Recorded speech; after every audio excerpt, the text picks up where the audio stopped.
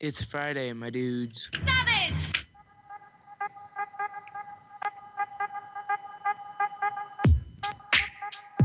TGIF, ladies and gentlemen. Oh, and there goes the mic. Welcome to Iron Realm Media. Have no fear, ladies and gentlemen. I can catch a microphone and do it all live. Don't mind me. We've got a pretty exciting show. Just us hanging out tonight. But we do have a few guests popping in to do some updates. But we've got John, we've got Adam, we've got Walt, Zach. My name is Josh Corey. We've got Paul on the plane joining us right out of the gates. Ladies and gentlemen, it's going to be fun.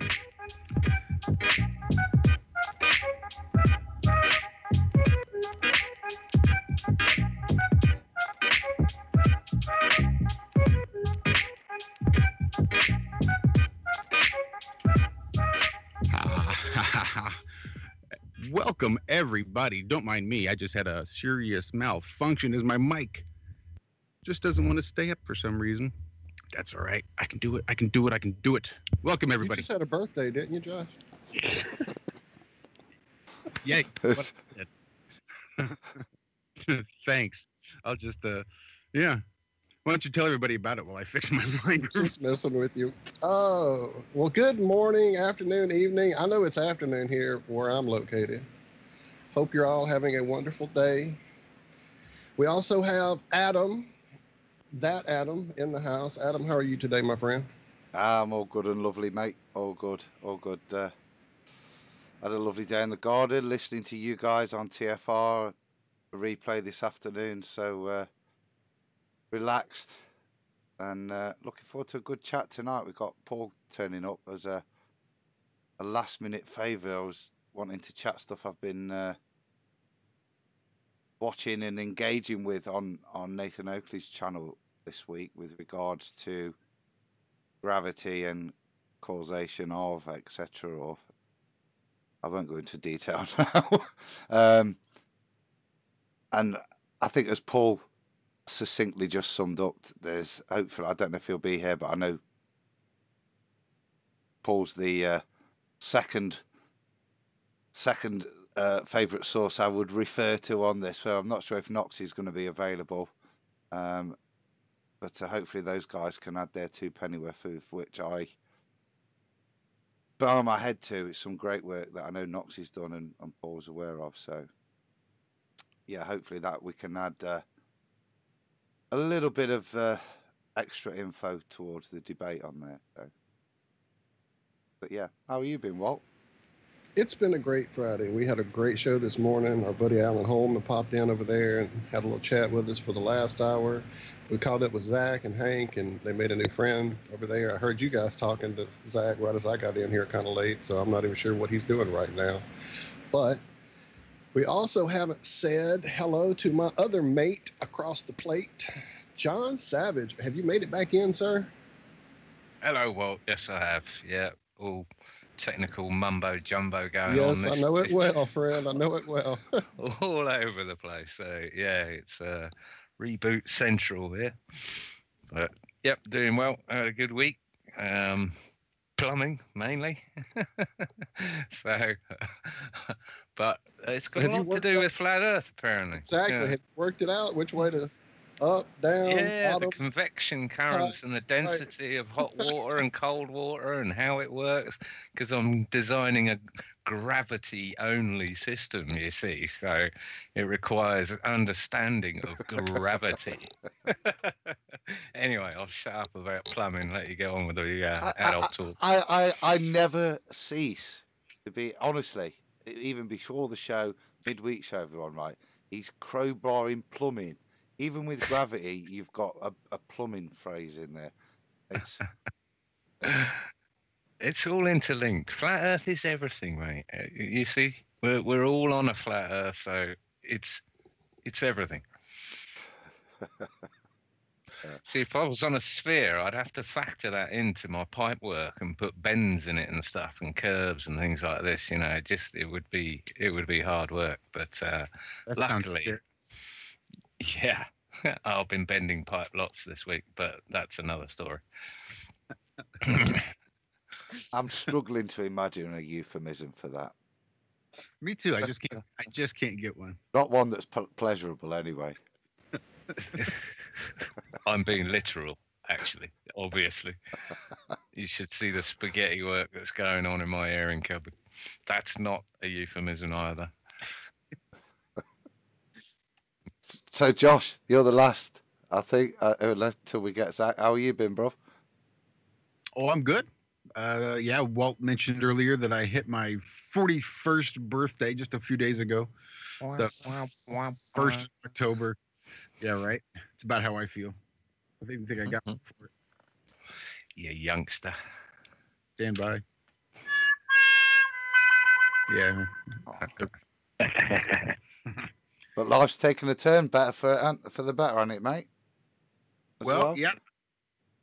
I decided I needed to get out of the kitchen for a while, so I got myself new employment. Somebody that's going to pay me a few more life credits for my very precious time. So, yep, I am now helping construct ophthalmologic. It's going to. You're plumbing, aren't you? Sort of, as well, Josh. Oh, there is he. He keeps dropping the mic. He's throwing it around. That's age. The age is showing up again. You need a bigger stone, mate. A bigger rock. Is that what it is? It's a story of my life. That's it. Yeah, I said rock. Awesome, man. I'm so proud of you taking that step. Well, thanks. It's interesting. It's a whole new experience that I've, it's basically just working with hypodermic needles, but then we're building them and then crafting them and constructing them into surgical equipment. Essentially, yeah, it's just plumbing because we step down gauges or step up gauges in the needles. So you start off with a 19 gauge and then you're going to go to a 23 gauge. So the 23 gauge is going to slide right into that 19, but then you got to fill it with the silver filler. And that's what I do is I'll go through and I braze all that in there and then polish off all the excess silver. And then, well, we've come up with loads of uses that you can put it to, though, haven't we, Josh? Oh, yeah. All these newfound skills and all these newfound tools we can build. Like what? Everything from skills in plumbing and building tools for lock picking. It's basically micro plumbing, isn't it? And that's why he's excited. I expect my 2-in-1 lock pick in the post as soon as you're ready, mate. Right on. Send me the specs. Okay, will do. And a shipping address. Oh, yeah. I actually broke a lockpick today. Oh. Yeah. I got freaked out because it wasn't my lock. I was just playing around. And a number 3 master lock. Those are easy, right, John? They're usually simple. You can do them with a toothpick. I'm messing around with it, and I just broke the tip off my lockpick. It got stuck in the lock. I started freaking out, thinking I was going to have to leave, and I got it out, though. You're a pro now, though, mate. I haven't broken a lockpick yet. Everyone says you're going to break one eventually. No, not yet. So you're obviously hardened pro. Yeah, it wasn't my first, that's for sure. It's like my 3rd or 4th one that I broke. Blimey. I can always make more. They're not hard to make. Maybe I'm doing something wrong. Anyway. Yeah, before you two reminisce any more about it, you were doing locks in the week, Zach. You were helping someone, weren't you? When we were chatting to you in the park with some bloke you met, you were trying to lockpick them. No, he wasn't. No, he wasn't at all. What was he doing then with that bloke? Well, he certainly wasn't trying to pick a lock that was in use. No, they were just watching YouTube videos, from the way I understand it. The way I understand it, Adam, they were just watching YouTube videos. Oh yeah. Yeah, it's all come back clearly now. I knew if I just put it into context, you'd soon remember. It was a little hazy, but yeah, there it is. Yeah. Anyway. Ace. As I was trying to move on anyway, we are joined, as I was saying earlier, aren't we, by Paul on the plane. So good evening, Paul. You can hear us, bro? I'm here. How are you guys? Thanks for the invite. I appreciate it. Welcome, Paul. Welcome back. Good to hear your Always voice. a good time. Yeah, always. Friday afternoons are always reserved for IRM. Oh, you gent. That's what we like to hear. We do appreciate Just a few When I more to can follow make you. it. Very good to hear you. I saw your very good promo for the Denver conference earlier in the week. Yes. Well, I can't take much credit for it, except for I learned how to download a video and then post it on my channel. So all the credit goes to Mr. Robbie Davidson, who his promo guy, his creative director is pretty good. I'm not sure if that's Robbie himself or if he's got a guy or a It's lady. me thinking you'd done it yourself. There No, I was. no. I can't take credit for that. It was pretty snazzy though, wasn't it? It was very good. Yeah, very good. So you're going, are you? I take it. Oh, would miss it for the world. Would And not miss it for the world. When is it? I know it's November. I Is that right? want to. That's why I've been like eating food here, not eating out anywhere since I got up. Can we turn the Waltons off, Walt? Oh, sorry.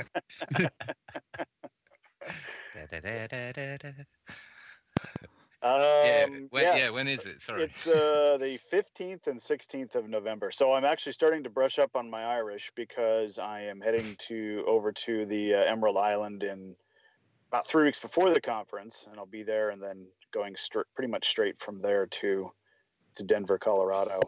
Oh, wow. So I'm going to have all my days and nights mixed up when I get there. Is that a family trip again or business, mate? Are you holidaying again or?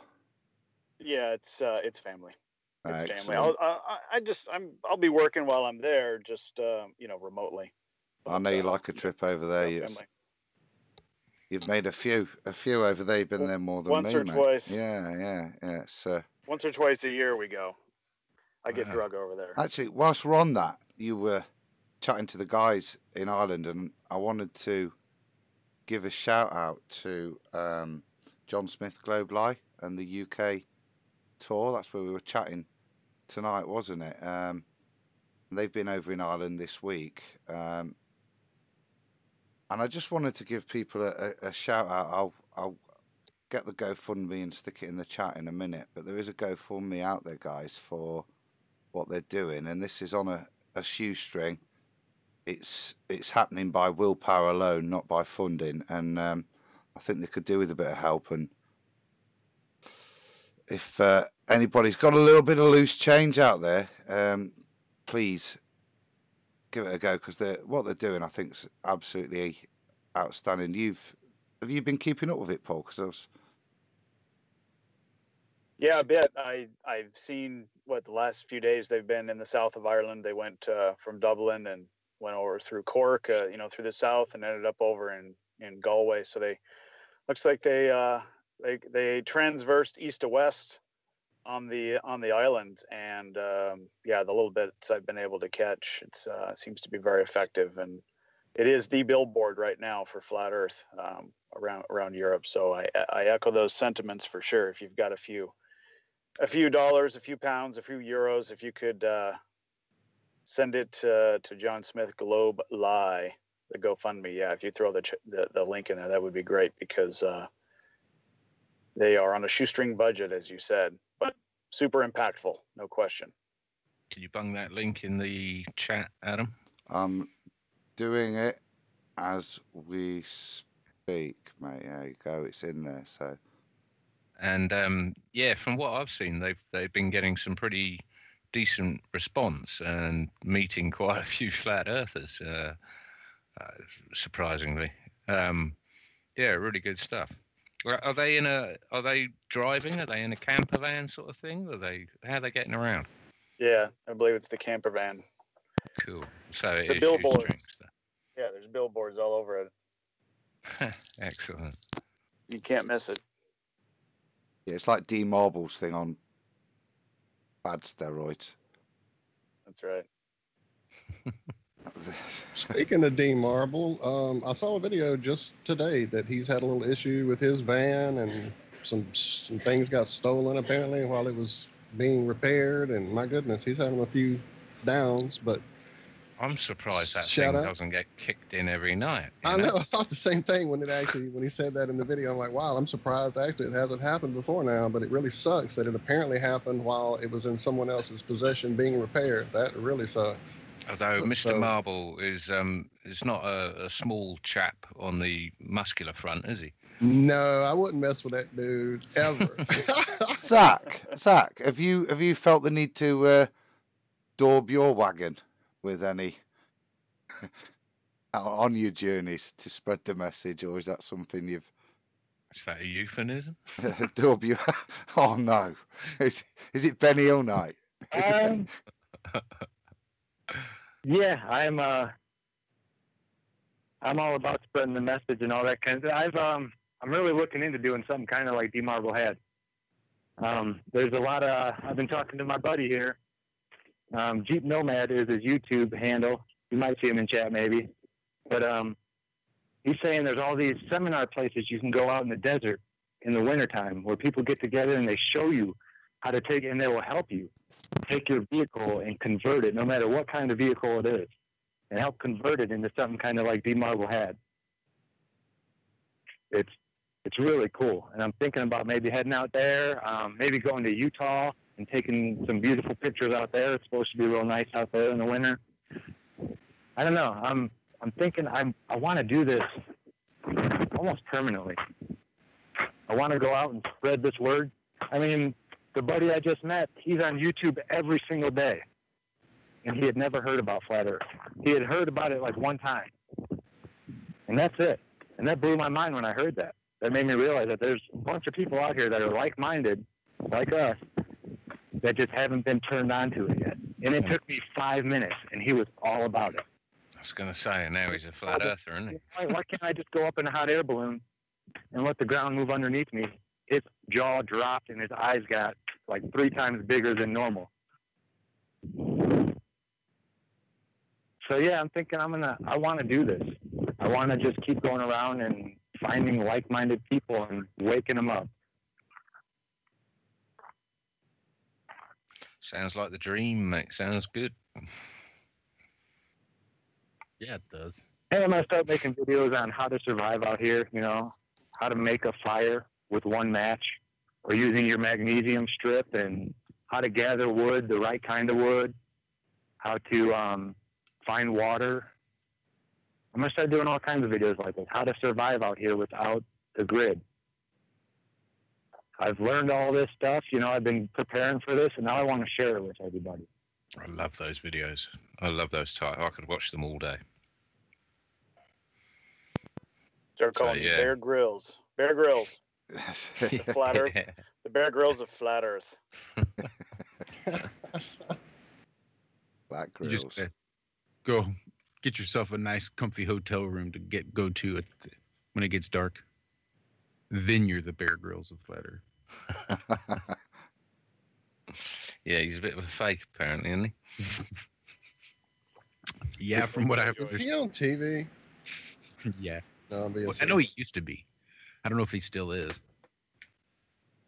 But he did the thing that go helicopter him in, and he skydives or halo jumps, and out in the middle of the ice, and then treks to a river, and he jumps in, goes over a waterfall, lands in the jungle, covers himself in mud, fights off a bear, and then lights a fire. Sun goes down, and then they cut to the next morning.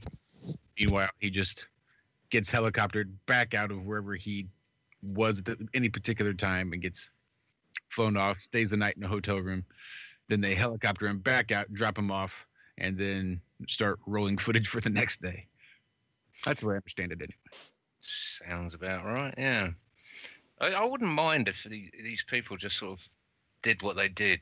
And the trouble is, they're turning up in like political party conferences and things and start spouting their ideology and their dogma about climate change or some other nonsense. And then I lose. Right, before we go too far off the track, I know Paul's he's pressed for time, and I do want to pick his brains on this, guys. If I pull us, all yours, mate. thank you, sir. It's what we're filling for. You're a gent. Waiting for you to jump in. I know. Take the reins. It's like we're married. You managed to turn that round, so it was my fault. It Um, was. yeah, I'm sorry. It's You always your fault. gaslighting bastard, yeah. Um, right. So this week, I've been on Nathan's show and joined in a little bit of what I think is a really good debate. It's probably been viewed differently by different folks in terms of the tete-a-tete between Riley and Arwin. But actually quite interested, because I don't have an answer. I gave my 2 pennyworth, like I said, and kind of wanted to know Arwin's position. And there was kind of I kind of asked them, is there 3 questions? They'd not got back to me, but I said, is there 3 questions you'd want me to kind of ask, or points you'd want to raise? But so I've kind of come up with 3 myself in relation to gravity and density and buoyancy. And the first one is what we would colloquially describe as gravity, this directional movement, whatever you want to describe it as.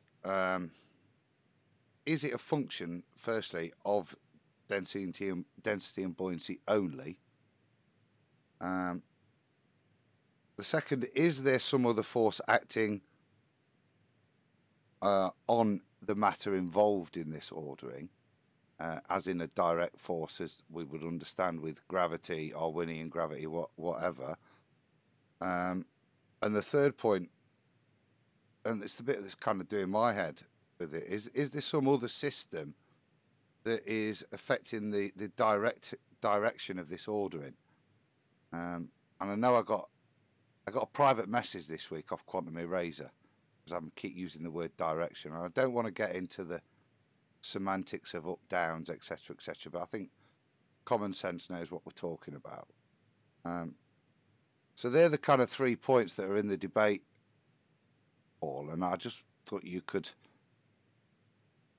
stick your oar in and give us your understanding from the extra knowledge you've got with the work you've done with Noxie with regards to the density and buoyancy, and I'll leave it there. Well, those are some loaded questions. Yeah.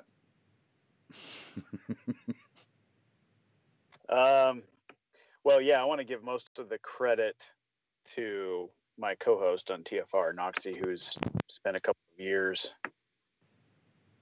really, performing experiments, performing tests,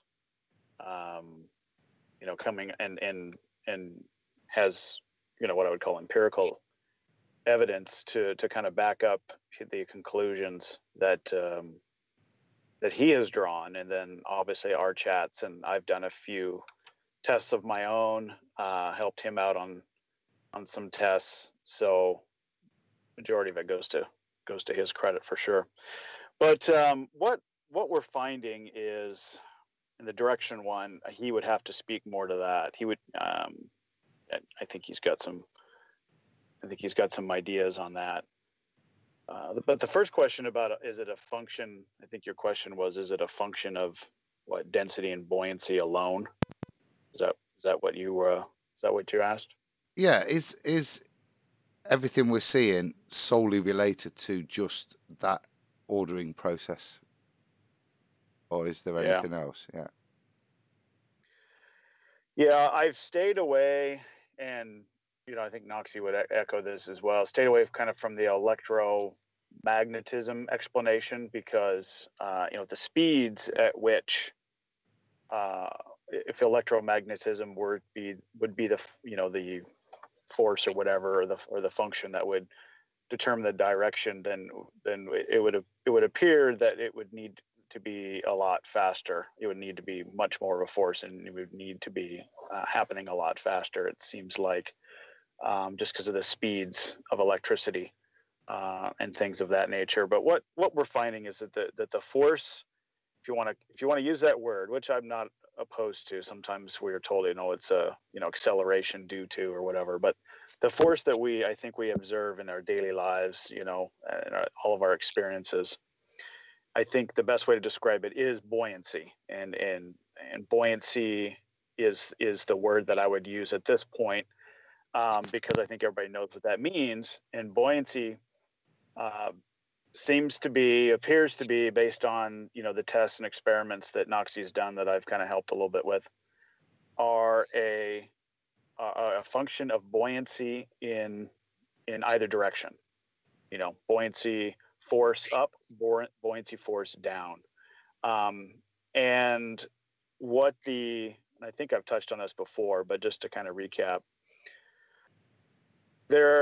what we are observing is a separation force, and it is determined by I think the first thing is to come to an understanding, or at least an agreement, that the air is a fluid like water is.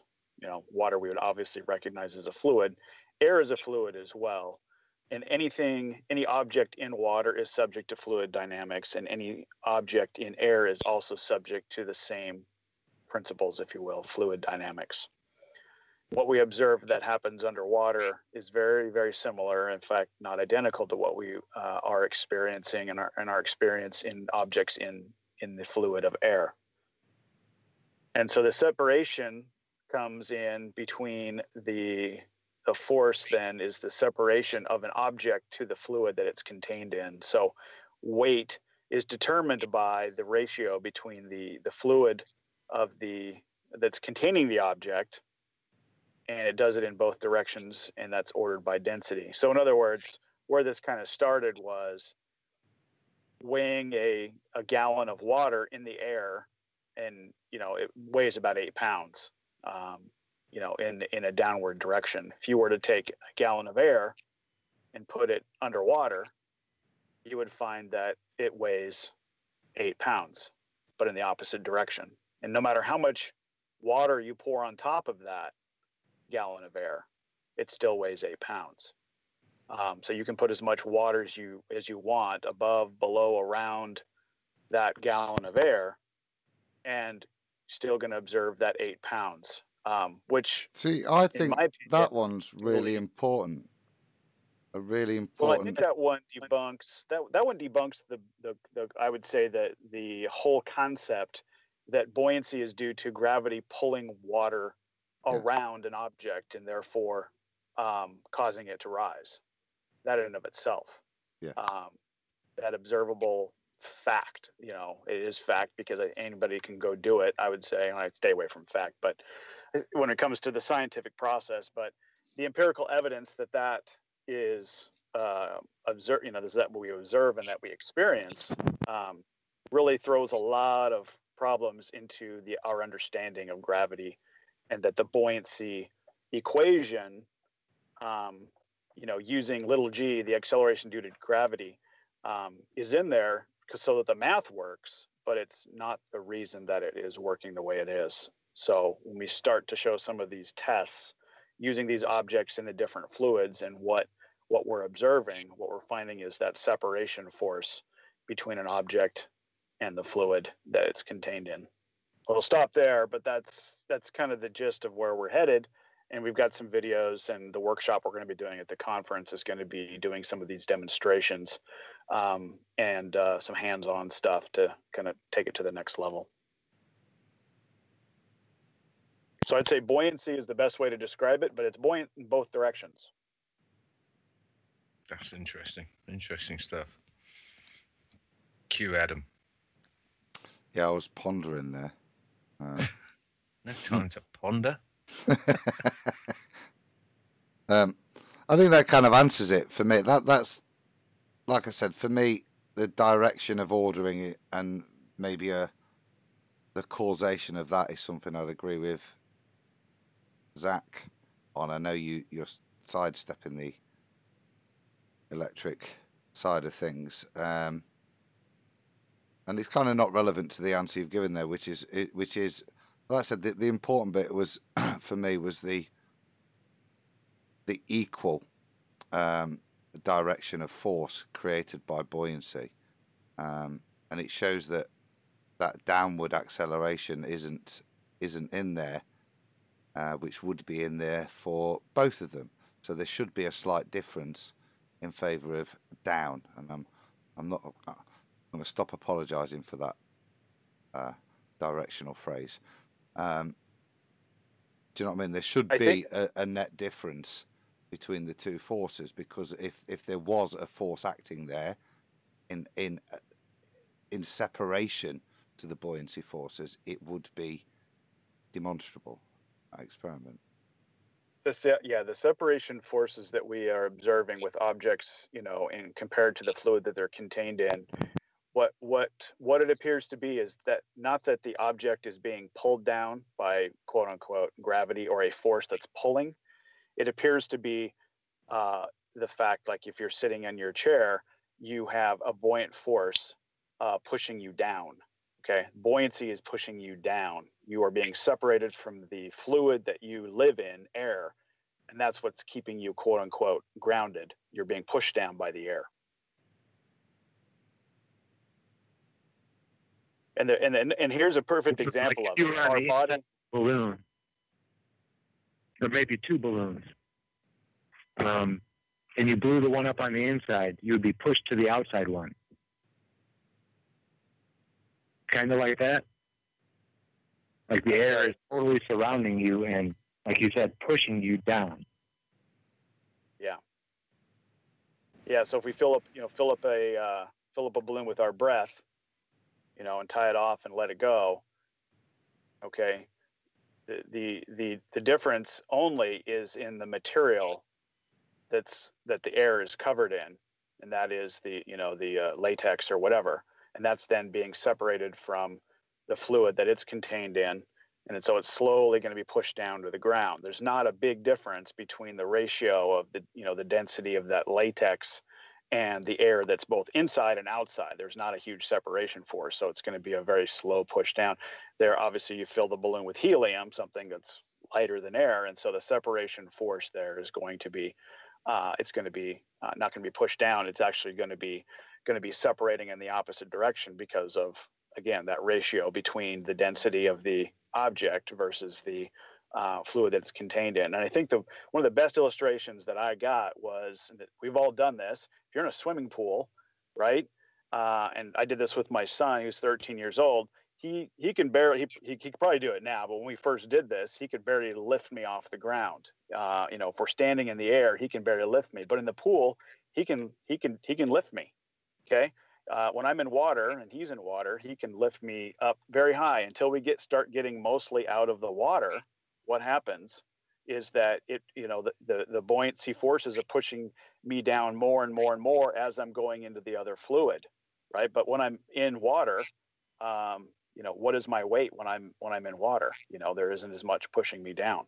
But that's a good illustration to see the pushing down forces of buoyancy as you are trying to lift somebody in a pool when they get leaving the water and going into the air. Does that make sense? Yeah, perfect. That's a great illustration. Matt H. in chat has an interesting comment I will read for you. Specific gravity used in brewing was created long before the theory of Earth's gravity. I don't know anything about brewing. I'm taking his word for it, but interesting. Yeah, and I see somebody in chat talking about the 9.8 meters per second squared. So what that is obviously the fluid dynamics. So, what we observe in the air, the fluid dynamics is what dictates that. So obviously there's air resistance. And if gravity were a real force pulling us down, there wouldn't be that terminal velocity. We would continue to go faster and faster, but we're subject to fluid dynamics. So the air is pushing us down, okay, but we can only go so quickly because of fluid dynamics. And again, every object is going to be subject to the fluid dynamics of the fluid that it's contained in. So in the air, that's what we're basically going to be observing because of fluid dynamics. And pressure plays into this. I mean, think about the experiment where you take the eyedropper with a little bit of water in it and get the air just right so it floats in a 2-liter bottle. and then you squeeze that bottle and it sinks to the bottom. Yeah, that's right. The pressure that you're applying on the fluid is basically, again, you're affecting fluid dynamics there. You're affecting the density, and you're going to find that it's pushed down more because you're affecting the and that's the best way to describe it is if you, and this is where we're going, if we can change the way that the object is interacting with the fluid it's in, we're going to be able to change those buoyant forces both up and down. So then you get into vibrations, you get into changing the fluid around us, or at least locally, and being able to levitate. Yeah, sounds like what we would call levitation. But what we're doing is essentially we are reducing that force that's pushing down on us by affecting the fluid that's locally or around us, which totally would debunk gravity. So when am I going to get my hoverboard? I've been waiting since the 80s. It's doing my head in now. Just got to look at the bumblebee, right?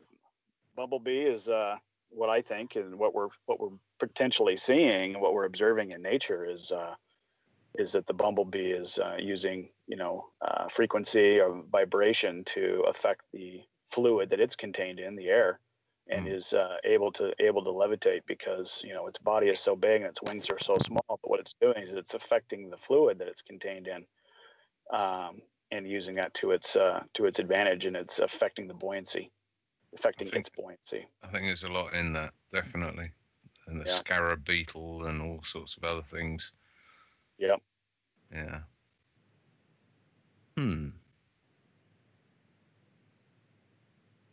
Now, what I just explained there, I absolutely butchered it because I'm not the expert. I'm relaying a lot of this based on my experience and the little bit I've done. And so what some of the tests that I helped Noxie was comparing air to water, as in fluid dynamics, and if they react the same. So we were, everybody's seen the slinky in the air. What we've also done is do the slinky in the water as well, and observing, is the slinky reacting like it does in the air, as far as how all that works. I was in my swimming pool and I was holding the slinky up underwater, and my wife, or she was holding it up, and I was taping it, or not taping it, but recording it, and doing these sort of things. I was building the baseline that water and air are both fluids. They both, objects in them are going to react the same based on their separation force with the fluid that they're in, which, like I was saying, a body in the water versus a body in the air, or halfway out of the water,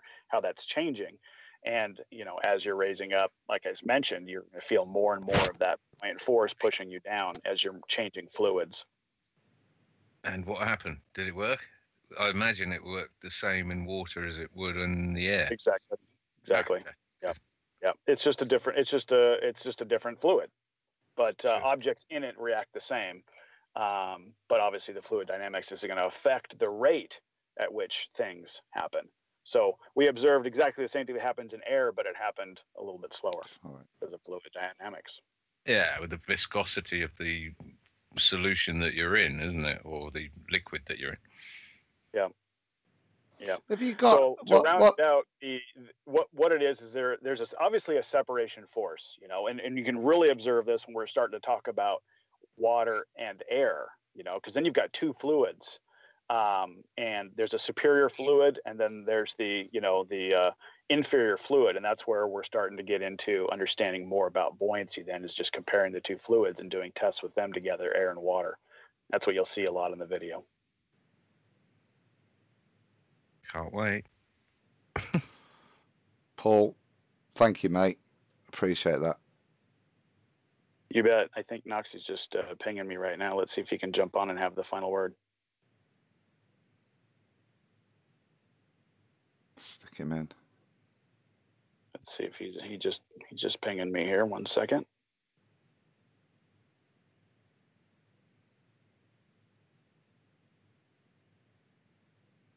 Well, I'll take this moment to tell everybody in chat, I appreciate all the chat that's going on right now. We have a whole and crazy, insane discussion going on that's just way beyond me repeating on the air here. Go check it out over there. Get in the chat. Get in the discussion. Trying to, I'm sorry, I'm closing things. Got too many windows open here. Well, thank you, everybody in chat. I appreciate it. If you hadn't hit that thumbs up, hadn't shared, hey, Noxie, what's up, man? There he is. There he is. All right, how's it going, man? Evening, Noxie. Welcome, Coming in to Noxie. save the day. Welcome back. Glad to have you again. Oh, it's good to hear these familiar voices, man. It's like candy to my ears, you know? You've been missed. Well, How you doing, Noxie? Exactly. Noxie saved me. I'm over here butchering all your work, and I really just need you to solidify things here. He's done a great job, Noxie. He's putting himself down. But Adam, did you want to run it past Noxie? No, yeah, please, mate. I didn't understand a word Paul was on about, so I was just being polite. Touche. No. He has. He summed it up nice, mate, but I think you could probably speak with a bit more authority and experiment-wise in terms of ordering the equality of the upward and downward buoyancy. I think Paul started with the great example with regards to the water and 8 pounds of downward force and 8 pounds of air upwards. Oh, okay. Yeah. So that experiment, and I thought I was a genius when I came up with it, but come to find out, Archimedes, if I'm not mistaken, did that in around 200 something BC. So basically, you have a gallon of water, weighs 8 pounds. I'm sure. So Paul, you're saying Paul went over this already, right? The gallon of water weighing 8 pounds in our yeah. I just described that. Yeah, 8 pounds of water in the air, approximately, or excuse me, a gallon. Excuse me, a gallon of water is about 8 pounds in the air, and then I said in a swimming pool, it's 8 pounds in the opposite direction, the air, and the force in the opposite direction. No matter how much water you put on top of that, which in of itself, in my opinion, I think you would agree, is throws a lot of problems in the understanding of how gravity causes buoyancy, so to speak. Exactly, and therein lies the problem with gravity. So the buoyancy equation, if you look at it closely, the equation for simple buoyancy, it doesn't account for the container of fluid that the object is in. So you can have an object in a pool of water that, the water could be weighing 10 tons, right? That has nothing to do with how much lift is going to be on that gallon of air. It's always going to be 8 pounds. And that's why it's a problem. And here's why. Now, we have, basically came to the conclusion that buoyancy is not any kind of substrate of gravity. It's not an opposite, a force that's counteracting gravity. It has nothing to do with any downward pull. They'll tell you that, okay, so think of a seesaw, right? Now, if your kid gets on the other side of the seesaw, there's no way that he could lift you up in the air, right? Because you just weigh more than him, right?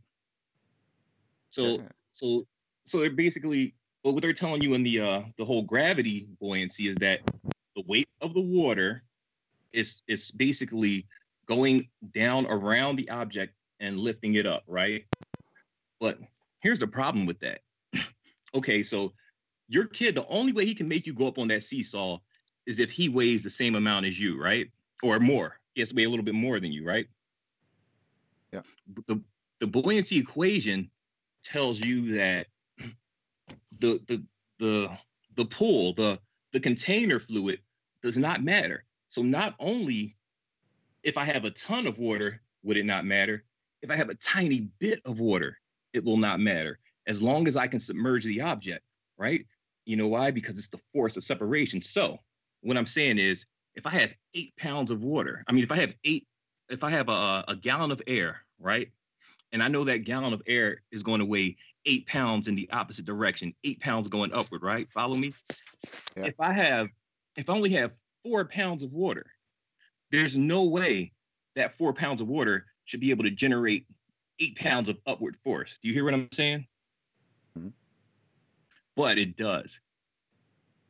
because it doesn't matter how much water you have because there's no downward pull. It has nothing to do with a downward pull. It is the force of separation. And I've done this experiment and I've recorded it and it's coming out in our documentary. And it's 100% proof that gravity due to mass doesn't exist. So our air literally has downward buoyant force on us. And remember, me and Paul were on the show. Was it last night? No, it was a couple nights ago. It feels like last night. Man, my days are going by so fast. But on Tuesday, we were talking to that one kid from the Hex podcast, and we were just talking about like when you're inside of a swimming pool and your kid can lift you up, right? But he can only lift you but so high. You're virtually weightless under the pool because your body is like 60-70% water, and then you got fat and other 15% body fat or whatever you are, right? All those things make up your body weight, but it depends on what fluid you're in. That determines your weight, right? Because mass is constant, weight is not. The force of separation between the object and the fluid is what we interpret as weight. So when you're underwater, that force of separation that's pushing you, let's say, downward. Say if you're sinking in water, if you breathe all your breath out, you'll sink underwater, right? But it's not, you won't sink with a lot of force because you're 70% water. You know what I mean? But once your kid tries to lift you up out of the water, once you get like past your knees, he can't lift you anymore because there's a downward buoyant force in the air around you. Mm-hmm. That makes perfect sense. You Noxie, do you differentiate between weight and mass at all? Oh, absolutely. Yeah. Absolutely. Weight is variable, totally variable. That pool example is the best example of it. I think it's a great exemplifier of how your kid can pick you up because you're not weighing that. That is the point I thought was good is that's the expression of weight because there's lots of different ways of expressing it, but that within that paradigm you're saying in terms of buoyancy is a really good way of describing it.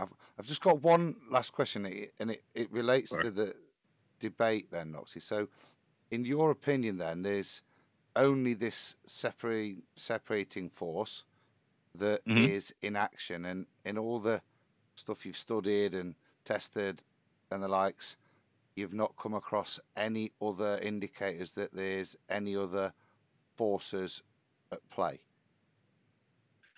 Well, I want to be careful here. I don't want to say there's no other forces at play. Okay, I'm talking specifically in terms of with relation to some form of gravitational force or downward pulling force or acceleration force. It doesn't appear to play any role, and the acceleration can all be explained within the separation forces you've just described. Well, I found 3 bullet points. One, that all objects separate from fluids at 9.8 meters per second squared. All objects, all.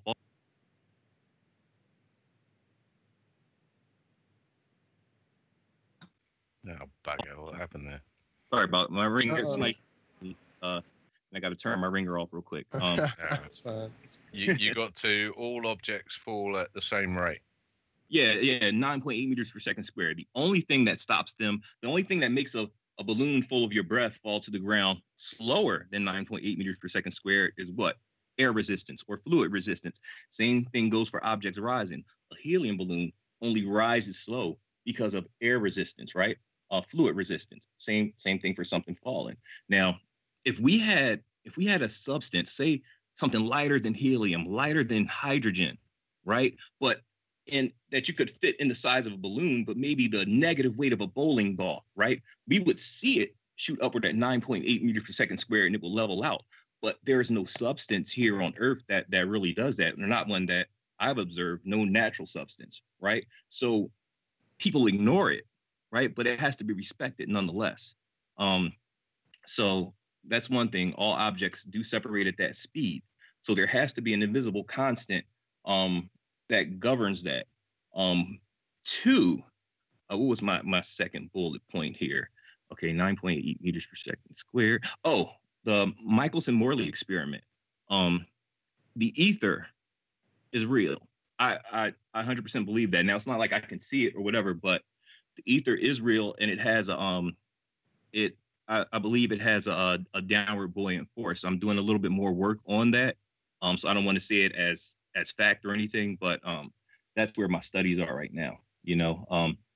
And when they basically denounced the ether because it would debunk gravity. I'm sure you guys know about the Michelson-Morley experiment. You've been doing this stuff way longer than I have. So. Absolutely. As far as, studying flat Earth, I think that's like Flat Earth 101 is go check out the Michelson-Morley experiment.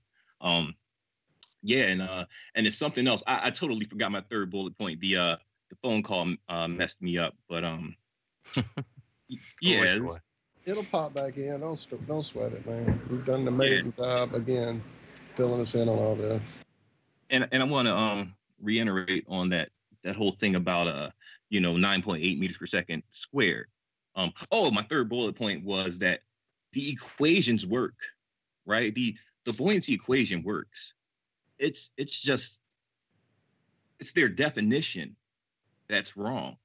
That's all it is, and that's why when you try to tell someone, oh, gravity doesn't exist, it's just buoyancy, the first thing they'll do is they'll go and look up the buoyancy equation and they'll see G there. And what do they call G? G is the constant due to gravity, right? The fact that they call it the constant due to gravity is totally wrong. How can the constant be due to a theoretical force, right? So they have adopted that and they use that to say, oh, no, it can't be buoyancy because, see, G is here. So in my equation, I've replaced G with a symbol. So, I get, deeper into that in the video, but if you look at something like a feather and a bowling ball falling in a vacuum, right? What's happened there? You can't have an absolute vacuum, right? Now, you can have very close to a vacuum, but mathematically, you can have a vacuum, an absolute vacuum, but in reality, you can't, or else the container would implode on itself. So there are particles still in the vacuum that are spread far apart, very far apart. And what does that do? That removes air resistance. And what did I say? All objects separate at 9.8 meters per second squared when you remove air resistance. That's why the feather and the bowling ball can fall at the same speed. Because all you have, what's in between? A lot of research on all the equations and whatnot. Say it again. Is the density of an object, would that make the gravitational force towards it in their explanation? Mass is attracted to mass. Would a denser mass attract more to it in the way they put it? Like if you had a lead ball and a baseball, would the lead ball attract more dust to it? Density attracts nothing. Only thing that causes attraction is electromagnetic. I'm just saying in their explanation of how it works. Oh yeah. In their explanation, masses attract masses. Would a denser mass, in the way they put it, would a denser mass attract more?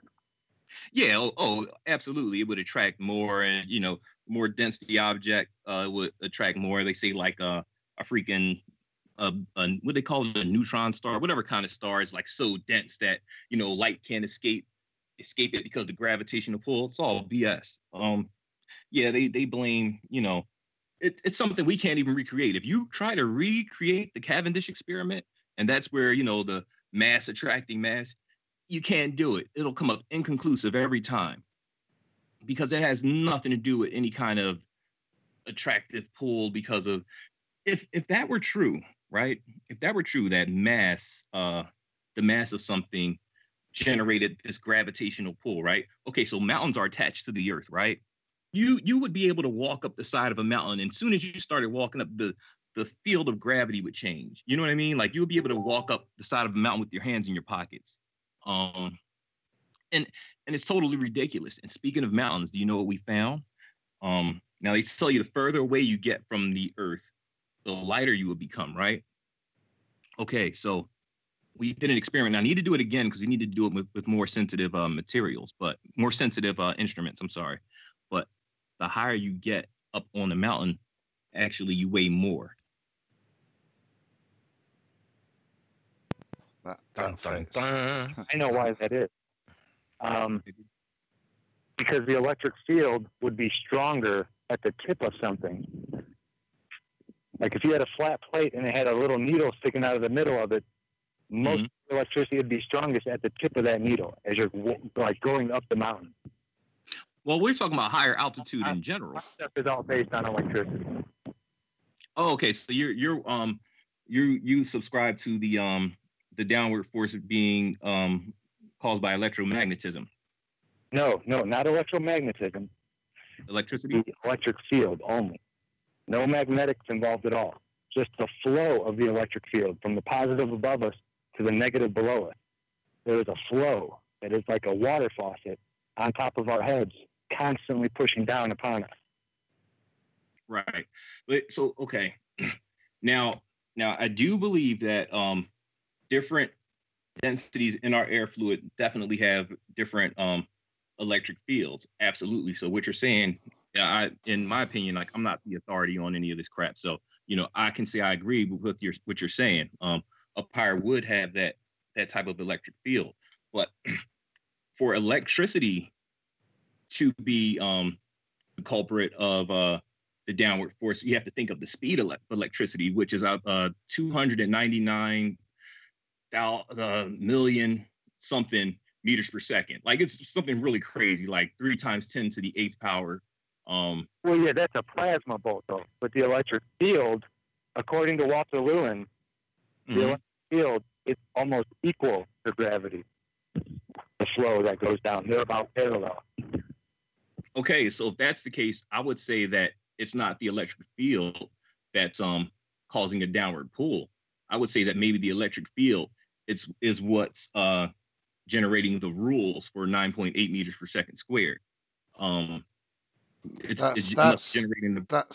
how I'm seeing it as well. Not seeing, and the way I'm describing it is it defines the orientation. Right. Again, I'm not seeing it contributing, maybe as Zach's describing there, particularly towards any additional force, but maybe what you're describing there, the 9.8, comes out of both. But for me, it's that field is what's defining the direction of which way the buoyancy separates, because we know one a denser thing goes one way and a less dense thing goes another, and it's right. It's that what defines that to me has been the sticky point in my head, and that's where the field kind of. No, could I it have agree. something to do with the frequency of each object in relation to the medium it exists in, like as we see with cymatics and things like that? Where yes, I believe levitation. Every object has a field number, right? Say water has a field number of 16 and air has a field number of 1. The difference between 1 and 16 is 15, right? And that doesn't matter which way you rearrange them. If there is water falling through air, it's that field number of 15 between them. If it's air rising up through water, it's that same field number of 15, right? That same value. That's why the gallon of air will rise up out of the water with 8 pounds, right? With the same amount as the gallon of water falls down through the air, because there's a difference between them, right? A constant difference, right?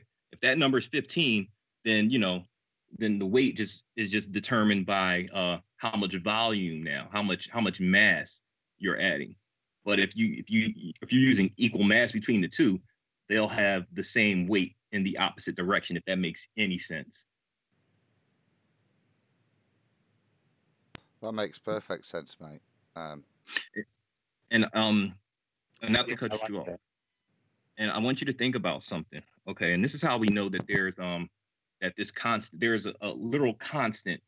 And I'm not saying it's not an electromagnetic field, but electromagnetic fields, they change, as you go up or down. But if you're in a plane and that plane is approaching free fall, all objects, the buoyancy turns to 0. because you're catching up to that speed, 9.8 meters per second squared. If you exceed that speed, if you add an outside force and exceed that speed, then the buoyancy will reverse and objects will begin to float upward because they're trying to respect that constant. That's how you know there's a constant movement. Now, did it become anti-gravitational, or did something change with the electric field? No, it's following the laws of this constant. So that always has to be respected. I thought it actually changed the electric field. Mm-hmm. Taking a positive and a negative charge and put them on the plates that were, I put the negative on top and the positive on the bottom. And I could get a little piece of paper to actually stick to the negative plate on top. Mm-hmm. Well, that's an electromagnetic field, though. That's electromagnetism. Magnetic. That was just the electric field. No, it's interpreted as electromagnetism. Electricity and magnetism are almost one and the same thing, honestly. Right? They are. Magnetism is just like a controlled, how can I say, field of electricity. That's why you can use a magnet to create electricity and vice versa. So yeah, like you like, I understand what you're saying, right? Are created by electricity. You have to have electricity to make the magnet. Yeah, right. I always think of it, Zach, as like it's storing the electricity for you.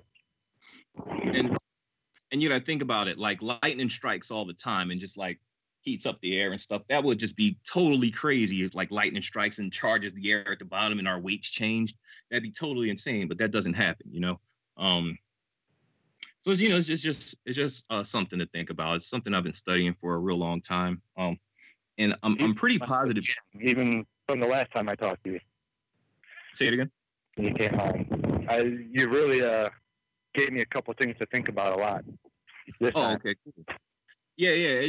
I'm telling you, it's one of those things that it keeps growing, and I don't want to keep it all to myself. So I'm really trying to get this thing out by the 15th, because I need you guys to check it out. I want scientists to look into this and maybe think of things that I haven't thought of, be able to observe things that I don't have the means to observe right now, because when I show you guys this, I know, like, when someone's talking, sometimes it's hard to visualize, but when I actually show you what I'm talking about through these animations and through practical experimentation, you guys can do all the stuff I'm doing at home. You can do it. You can recreate these experiments yourself for under $100. You get what I'm saying? Nice. Well, that's a great trailer, a great plug, mate. So when are we getting this? Did you say 15th? I'm trying to have it done by the 15th. I'm going to show it to Paul first. We're going to look into it or whatever, and it'll be released probably a few days after that. Brilliant! Excellent. I can't wait, Noxie. I appreciate you guys having me on. I really do, man. I rarely get to talk to flat earthers, here in Philly where I live. So it's like hanging with my friends when I'm talking to you guys, You're always welcome, man. You are in family, my friend. Yeah. Awesome, man. I gotta go. I have to actually have to do some filming early tomorrow morning. So I gotta, finish getting, everything together, all my gear and stuff. But love you guys, man, and I appreciate you having me on. Thanks again, Paul. Thanks so much. Thanks again, buddy. Thanks, Noxie. Love you, man. All right, guys. I'll talk to you later. Take it easy, mate. Take it easy, man. Peace. Never fails to get me thinking, old Noxie, on that one. And every time, man. Now you see what I go through. Show as well. I've never thought of. You guys see what I go through on a daily basis now, because we talk, well, maybe not daily, but a couple times a week. We're talking about this or that, and I just always leave it, and I'm just like, oh man, I never thought about that. That's a good point. I mean, he makes my brain do that all the time. Hey, I've got to bounce as well. So absolutely, thank you. Glad he got a chance to hear from Noxie, and we're really excited to share this. But he gets all the credit. I'm just riding the coattails here. So he's the authority. He's done the work, and I'm just trying to kind of help evangelize it. And our whole point, as he mentioned at the end of the call, was you need to get it out there so that people can go out there, do their own tests, and improve upon it and do it better, and you know, isolate more variables and learn from this. So that's the whole idea, and hopefully we're really close to being able to do that. Hashtag test it. Well, Paul, don't undersell yourself, Absolutely. mate. You brilliant. You turned up. You managed to get Noxie here as well, and yeah, absolutely awesome first hour. Cheers, buddy. You take it easy and have a good time in the Emerald Isle. No doubt. Thank you, Paul. Love you, brother. Thank you so Thanks, much. guys. Thanks, Love Paul. you. Paul, thanks, mate. Cheers. And TGIF. TGIF. Love you. All right, love you guys. Cheers. Always a good time. I know, man. Heady stuff. Hashtag Noxie knows. Thank you, Ipsy, for that one. I think it's time for a break. Definitely need one. Sounds good. Well, I don't have anything queued up. Anybody? I'm ready to go, boys. If it weren't for a Man, car phone warehouse advert. Adam. Oh, hell, if you got it queued up, I got nothing. Sing to to do. y'all with my horrible voice and drive everybody away if you want. Don't wait for us, Adam, or anyone. Just play it in and we'll shut up. Absolutely. Well, I'll tell you what then. If you mute yourselves, we're ready to go, guys. Adios. Let's have a bit of gravity.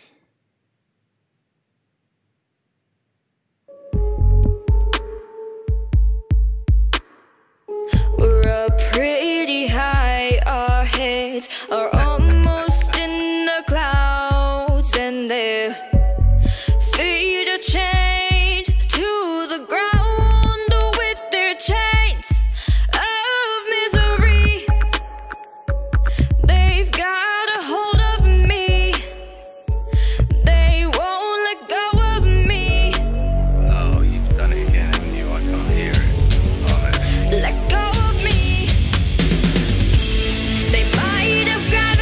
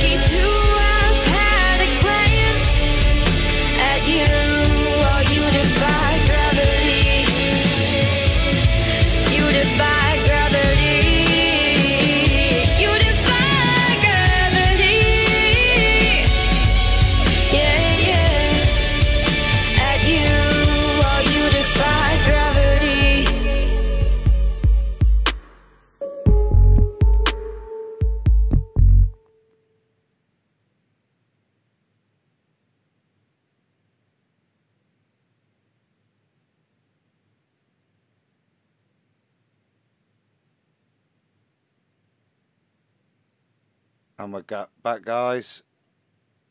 Unless you're all having coffee. This is Uncle Walt from the Ironworks. Josh, Corey, and I have chosen to look at life with no fear. No fear of the unknown. No fear of questions about the supposedly well-known. No fear of ridicule for thinking outside the familiar fool's lines. No fear of the boot on the neck of those refusing the party line. No fear of taking on those so convinced of their beliefs they would sooner drink the Kool-Aid than believe they've been fools made. In this world filled with me too, cattle think, can truth's protective layers be peeled back to show the tender, juicy pink? Are we all just grist for the mill? Souls sold against our will, or is that just how it feels? When you're filled to the rim with trivialities so fear-filled and grim, break clear of the fear. Right here, Tuesdays and Fridays at 2 a.m. on TFR. Josh and I and you will hammer out the impurities of technology-driven groupthink, fold in a dash of logic, and quench it all with a bit of absurdity. The Ironworks. Break clear of the fear. It's like pear-shaped. I'm Neil deGrasse Tyson, bitch.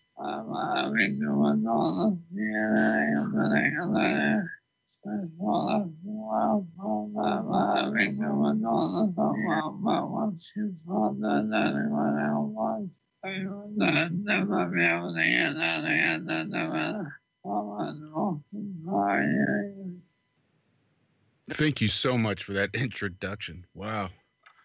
I'm truly humbled. Mr. Stephen Hawking, ladies and gentlemen. Wow. I thought that was Zach with his wireless playing up. Yeah, Stephen Hawking, he's always right on point. I don't. Every week, isn't it? It's like magic. Yep. So I had a great one poignant. this morning. I had one this morning that was just very poignant too. It was just, I mean, so on topic. Yeah, it was. Well, it sounded an awful lot like that, but if you play it back and listen really close, you'll be able to hear what he was really saying was, "What doesn't kill you makes you stronger." And, I think coming from Stephen Hawking, that's truly, truly an astounding thing. We're all going to hell again. Well, that was a good first hour.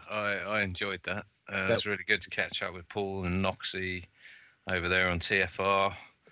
Can't remember what the show's called. Paul on the Plane, is it? Josh? Yep. Sounds good to me.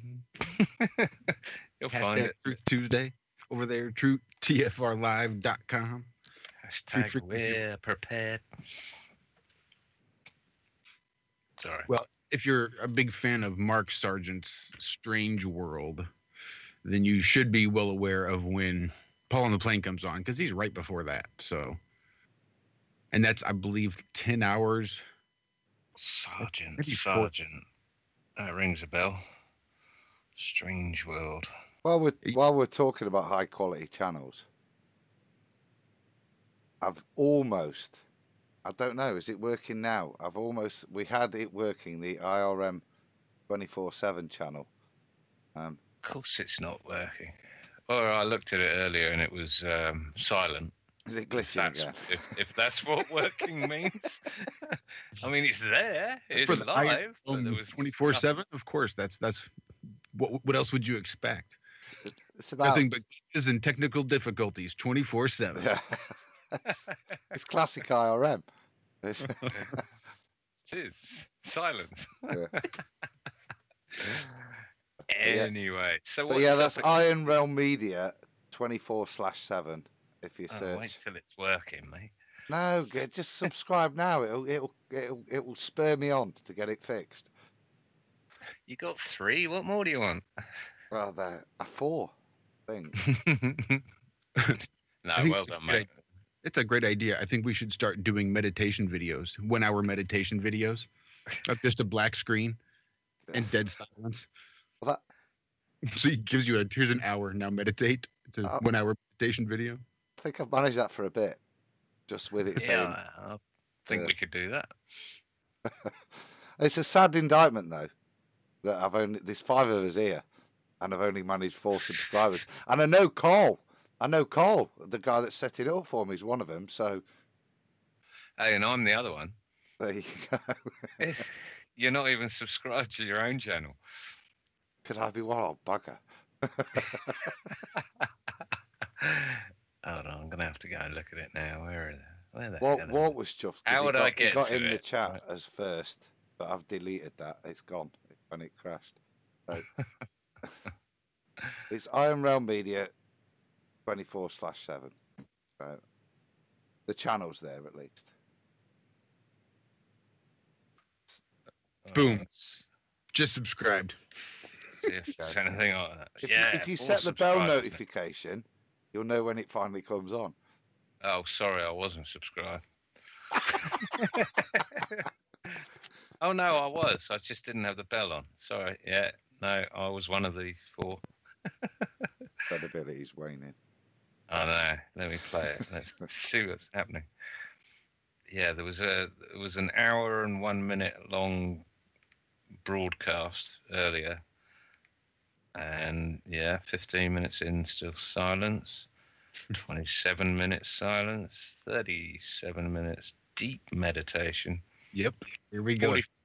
45, 55 silence, and do we get a jingle on the end? No, it's total meditation. Yeah, nice. Well done, Adam. You're spot on. Are you feeling a bit more zen? Oh, mate. I am. Yeah, calmed you, hasn't it? It's calmed you. See. I just think I'm doing it. I'm going to intro. We'll do some big deep breaths, some conscious breathing, and then I'm going to be an hour of just dead silence and black screen. And then at minute 59, I'm going to say, and we're back. The end. It's not far off where it's been. I think we've had constant reruns of Iron Coin, with Aaron. It's the only one that's been working. But I'll have it running by the end of next week. You'll whip your slaves and get them into shape, won't you? Well, we got our server back up and running, so that's good. I did log on to that this morning.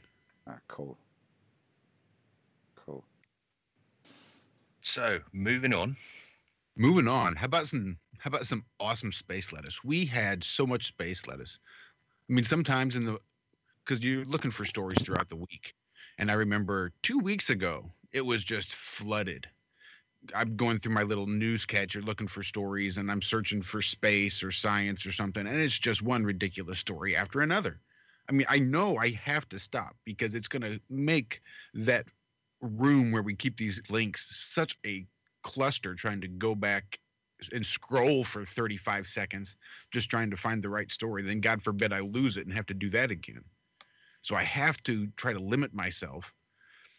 But there was just so much junk out there. And then last week, it was nothing. I was lucky to get like 5 stories. And then again this week, it's just boom, story after story after story after story.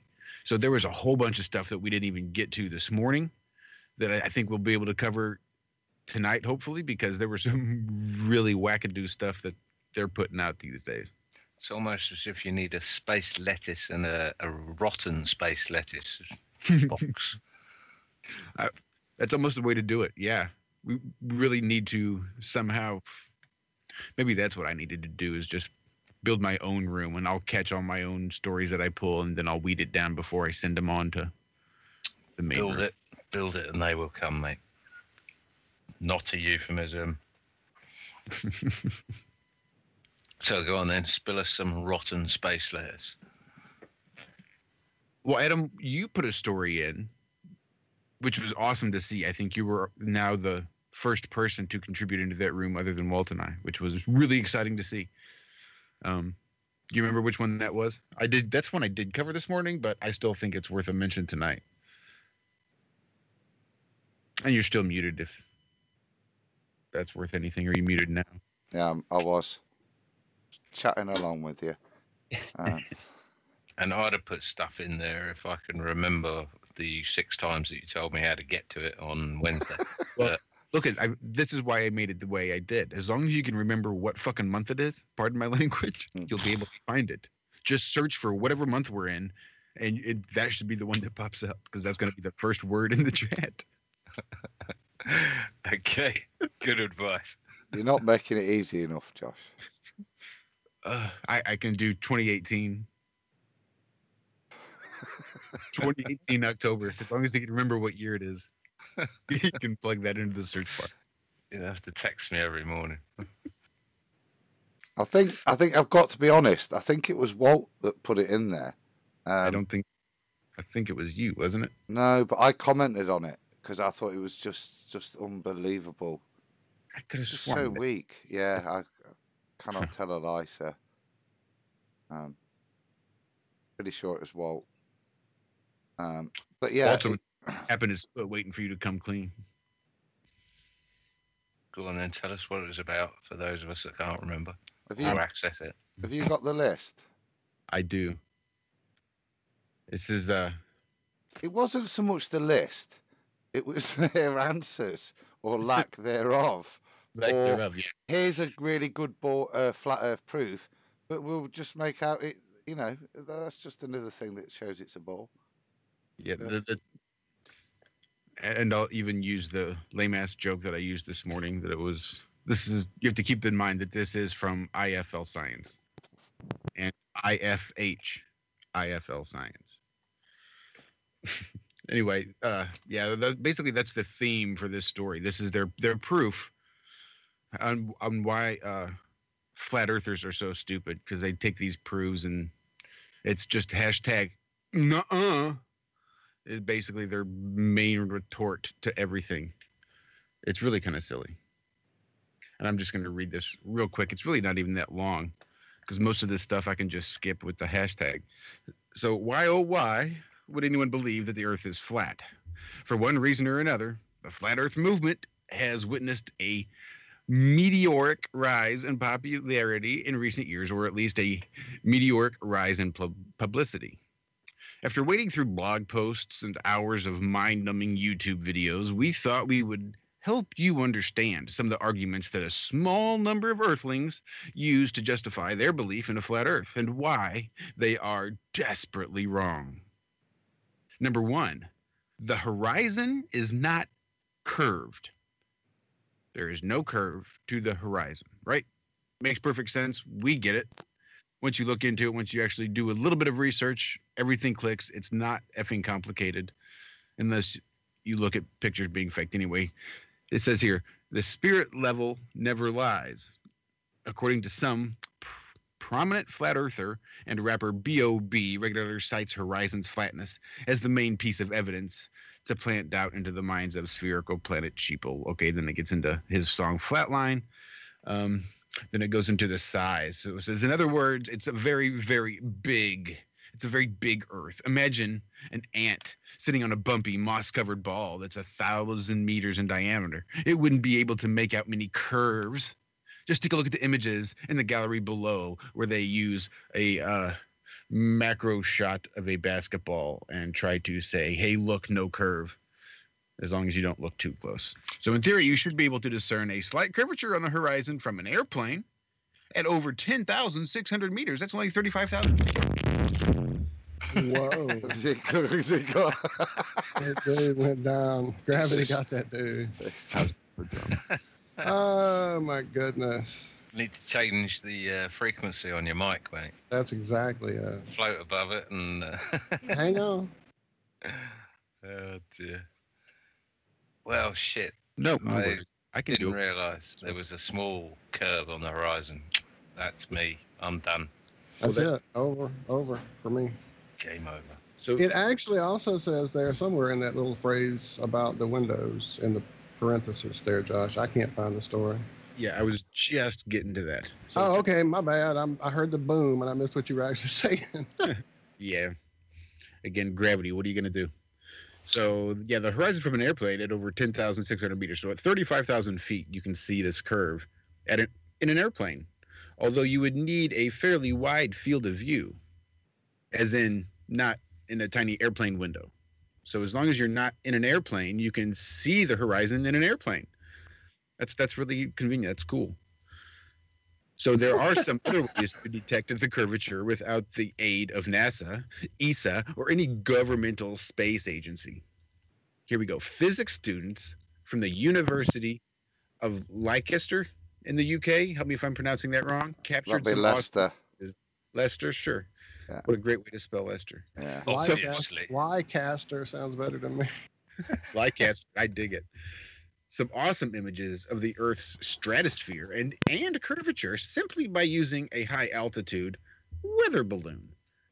Oh, bollocks. Why didn't we think of that one? Right? Shit.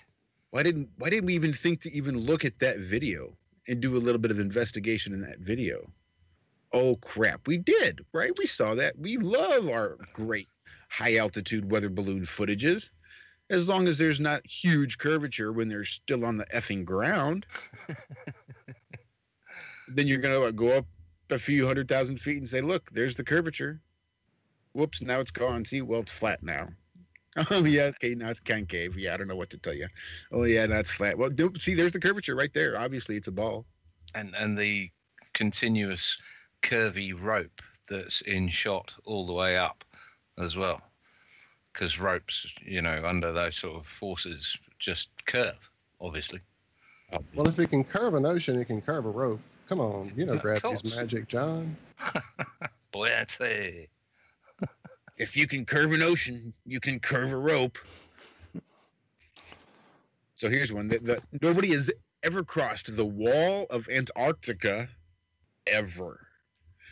Some factions of flat earthers claim that Antarctica is a giant icy wall designed to keep us from falling off our disc-shaped world. Or knowing what those sneaky NWO governments are like to prevent us from finding out the hard truth that we don't live on a globe. To back up this theory, they claim that no one has ever crossed the whole continent. However, people have crossed Antarctica many times. There's even the southern pole of inaccessibility. It's every bit of their evidence is no, it's wrong, and here's not a reason. Essentially, their evidence is Yeah. That's kind of their evidence. Nuh-uh. Some bloke did it quite recently, didn't it? Oh no, hold on, that was a cousin of the Queen, and he died about a few miles before the end. Catastrophic body failure. But there was another guy that did it, wasn't it? No, that guy was a cousin of the Queen as well, called Ranulph Fiennes, who is a sort of known sort of fake artist, as far as I can tell. Fake losing a toe. Yeah.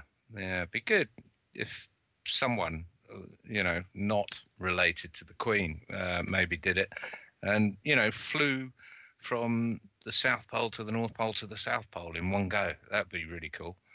Or one straight, direct line across the South Pole. Right? Yeah, but no, that doesn't count, though, Josh, because you can go from Ushuaia all the way south to the South Pole, and then you can just about turn 180 degrees and go back to Ushuaia, and apparently you crossed the South continent doing that. So, yeah, interesting. Well, you can angle off just a little bit and still say you crossed in either direction, and then just say you crossed in both directions. But yeah, nobody's not that one straight line. They've always got to angle it for some reason back towards the direction from which they came. You could just leave the end of one of these permanent structure snake thingies in Antarctica and walk round the other end and come back in and say you've been across the continent, as far as I can tell. So, yeah, it's a piece of piss. Loads of people have done it. So here's the next one. The Earth is stationary. Right now, the world is spinning at around 1,600 kilometers or 1,000 miles per hour. If that's so, why aren't we flying around? Well, think about flying in a passenger plane at 926 kilometers or 575 miles an hour. Aside from the takeoff and the landing, when there's a change in speed, you feel remarkably still. You can walk around the cabin, pour a drink, or go pee without too much trouble. Earth's rotation is constant, even though it varies depending on what latitude you're located on. So it's essentially the same effect. The atmosphere of the Earth also plays a role in helping our space voyage. Capsule, it says. Then again, Well, I don't know about you, but I've walked around on planes, not drunk, and nearly fallen in the lap of numerous people Thank you, sir. And I don't know about you, but I've always been told to fasten my seatbelt when we're taking off and sit down and put my tray up in front of me in case I accidentally spontaneously headbutt it just for the hell of it. Yeah.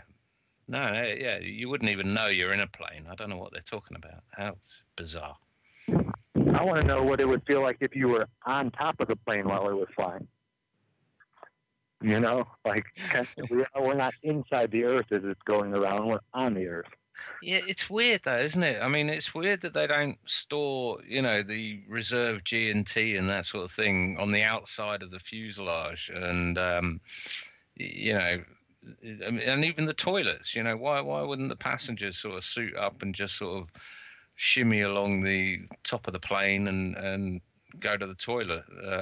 You know, along with the air hostesses on the side doing the same sort of thing like they do on the ISS. I mean, it's just, you know, this is the future of engineering, is to have all your vital parts on the outside of the craft that you're driving on. You know, I mean, it's crazy that, you know, we don't have indicators on cars and things on the front of the windscreen, so you just out. I'll shut up now.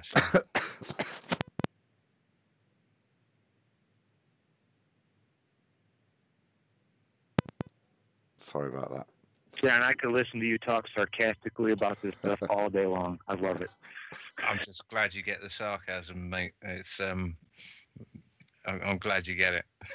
We're told that our language barrier between us and the States is just, you can't understand what we're saying, mate.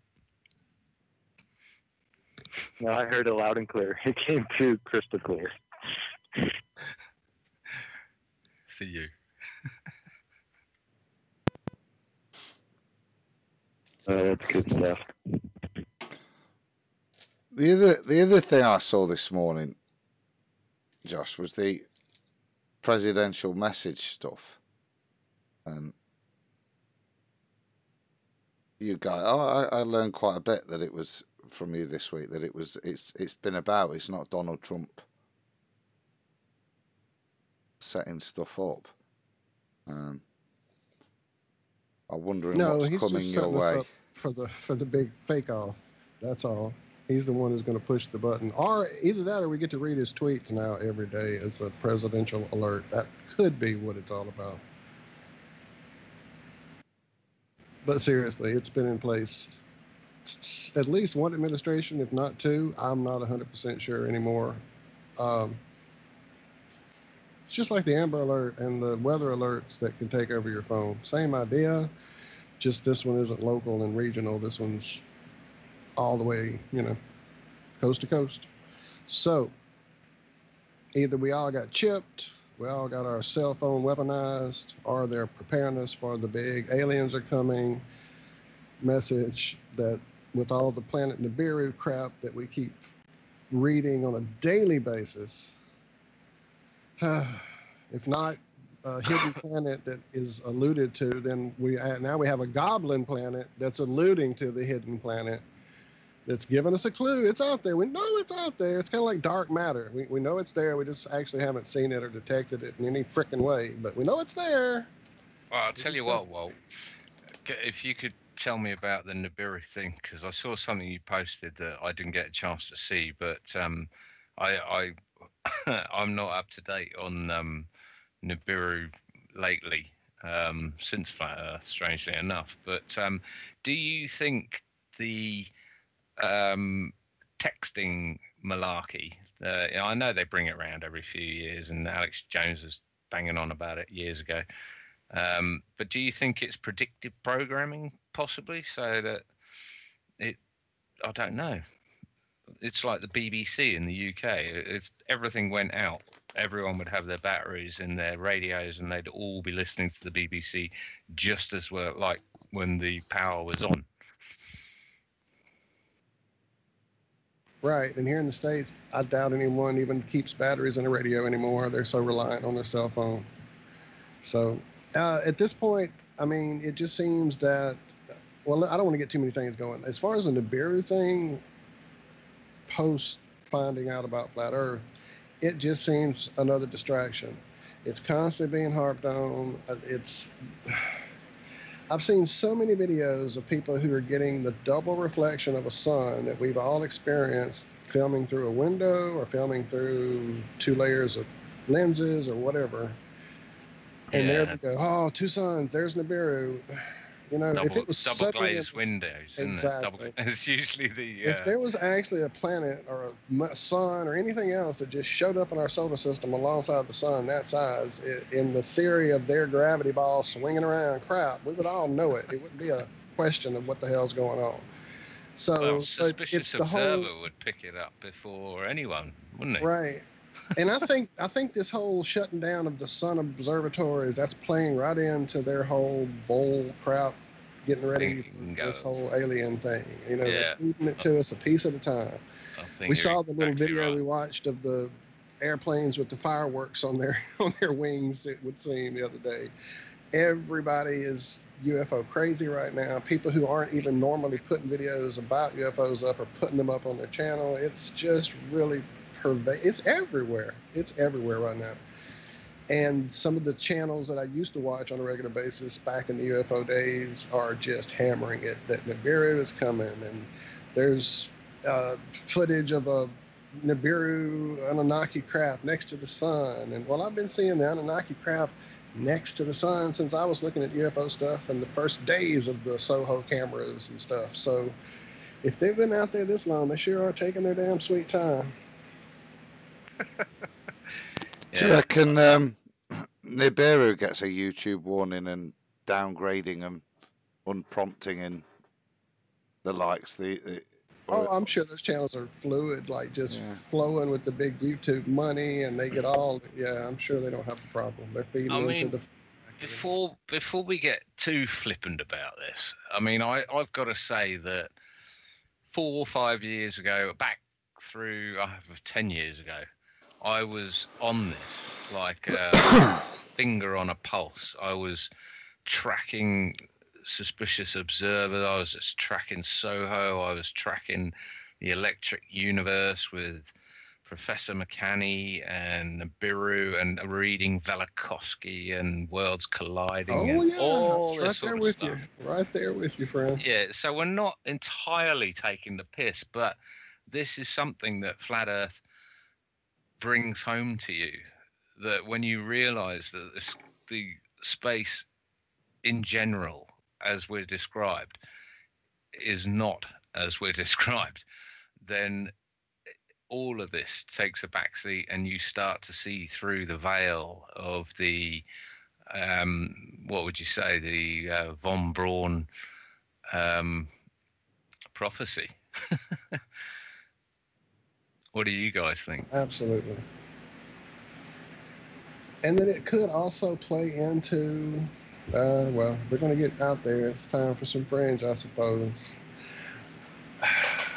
The whole idea of the outer worlds, the outer continents, the outer rings, that the luminaries that we are told are Mars and Venus, etc., are the actual suns for these places, a la the egg.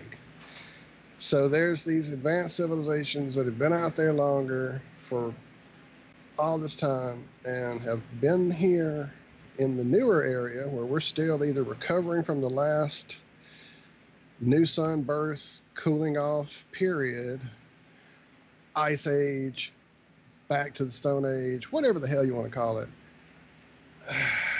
They're doing all of it. You know, they're the ones that are the aliens. They're the ones that have been the gods. They're the ones who are using all their advanced technology to keep us as little cattle, spinning their little wheels, turning their little gears, making their little crops for them, being the fucking cattle, the goyim. Oops, what did I say? Well, I'll tell you what, Walt, it's something I can entertain, even, you know, if I take my zetetic hat off, I can entertain all of this. And I mean, let's say that we're on an infinite plane or a vast plane that the Earth that we call Earth is a small section of. It's the puddle theory, as I call it.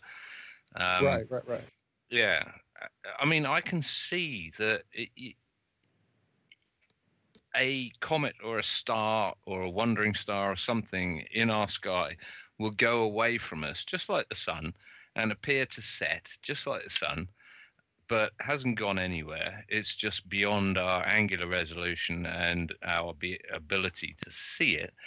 But I can see that there could be bodies up there, or lights, or frequencies, whatever you want to call them, that go beyond the Earth's visible range and also come back on a periodic scale. Right. I can see that, and I can also see that they have wandering stars, say, like similar to planets, say Mars, or so it's something like Mars that goes beyond our visual acuity, if that's the right word, so that we can't see it anymore for generations. It goes around some sort of huge ice field or whatever that we're a puddle in, and comes back every now and again on its own clockwork rotation, because it just seems to me we're looking up at a giant clock that is precision and cyclical. So then are the Anunnaki just kind of following along underneath it with their advanced technology, tracing along with the sun, getting here on the return trip, and that is the returning gods? Is that kind of the area you're flying through? No, I can't put enough evidence into there even being some sort of Anunnaki that go traveling, but I could put my time into there being numerous civilizations that have been cyclically wiped out on Earth. But then again, if we're talking puddle fields in the middle of a massive ice field, then there's absolutely no reason why there aren't other puddles with other creations in them that have worked this shit out, because they haven't been lied to since they were born and made the effort to go find the next puddle. And to us they would be aliens, UFOs and crazy stuff, which is what we're being sold. Right. But in reality, they're only 3,000 or 4,000 miles away in that direction, and they've just worked out how to actually get here. Absolutely. That is something I've looked at repeatedly since this whole thing began, trying to work out, because the experiences and the things I've dealt with, well, we've talked about all that before. They're here. They've always been here. That's where my stance is. Or they could be under us, or they could be above us, or absolutely they could. Or there couldn't be a they at all. It's not they, it's us, but maybe. It's our ancestors. Like the mud flood sort of thing. If that sort of thing came in and wiped everything out, then how many here on the panel can build an electromagnetic motor? How many here can, probably quite a few actually, but do you know what I mean? In your street, how many people would be running around like a headless chicken, eating each other? And how many would be, actually, oh, look, here's how, I can make a microwave and that sort of thing. We'd be thrown back to year zero again. If they just turned the electric off, we'd be eating each other within a week. That used to be my birthday wish, by the way. Coincidentally, now that it's the week after my birthday, that was yeah. Once upon a time, back when I was. You're going to have to clarify which wish there: the lecky going out or eating your neighbors. Total anarchy. Well, once the lecky goes out, yeah, everything's downhill from there. I mean, or up. Well, exactly. Your average restaurant or grocery store has, in their building at any given day, maybe 3 days worth of stock. So they're only stocked up for 3 days at any given time. So basically, once everybody gets there, clears out the shelves, clears out the back rooms, on day 4, day 5, that's blood in the streets. Really? It is. It's that. I saw a horrendous film the other day. The one with. Oh God, I can't remember his name. Funnily enough, liar in it. Say again. Yeah, the bad cases. The bad. Oh yeah, it was the bad something. Yeah, I watched it as well. Yeah, that was horrendous film. That's just awful. I don't recommend any of them watch it. Snow Globe might have been worth it though. The payoff might have been worth it there. There could have been a message in there, but oh my word, it was just, as dystopian films go, it was it was pretty dystopian. It's not often you get the sort of lead character, fit-looking girl, get her arm and leg sawn off in the first sort of 10 minutes. Well, I was 11 or 12, I guess 12 years old. I think was the youngest I could be to get a hunting license. So at 12 years old, I had killed my first deer. So I could kill and clean. Of course, my dad taught me how to clean. So I killed and cleaned my first deer at 12. And I only hunted for a few years. I mean, I got it. I couldn't do it now. I don't think I could pull a trigger on a deer at this point. But, you know, I'd have to figure something else out maybe. Well, I mean, again, if we could get to the point where we're thrown back 200 years, yeah, I would have to come do some serious soul searching. But I think in the end, the deer's going down. But yeah, just because I have those skills, I've always enjoyed sleeping outside on the ground, cooking on an open fire, you know, and just spending, 3 or 4 days away from everybody out in the middle of the woods, surviving. And this was, again, as a teenager, 15, 16 years old. Yeah, it was fun. So when I got older and saw everything for what it was, I guess it was back in my fear porn days, back when I was listening to Alex Jones. So probably like 2008, 2009, something like that.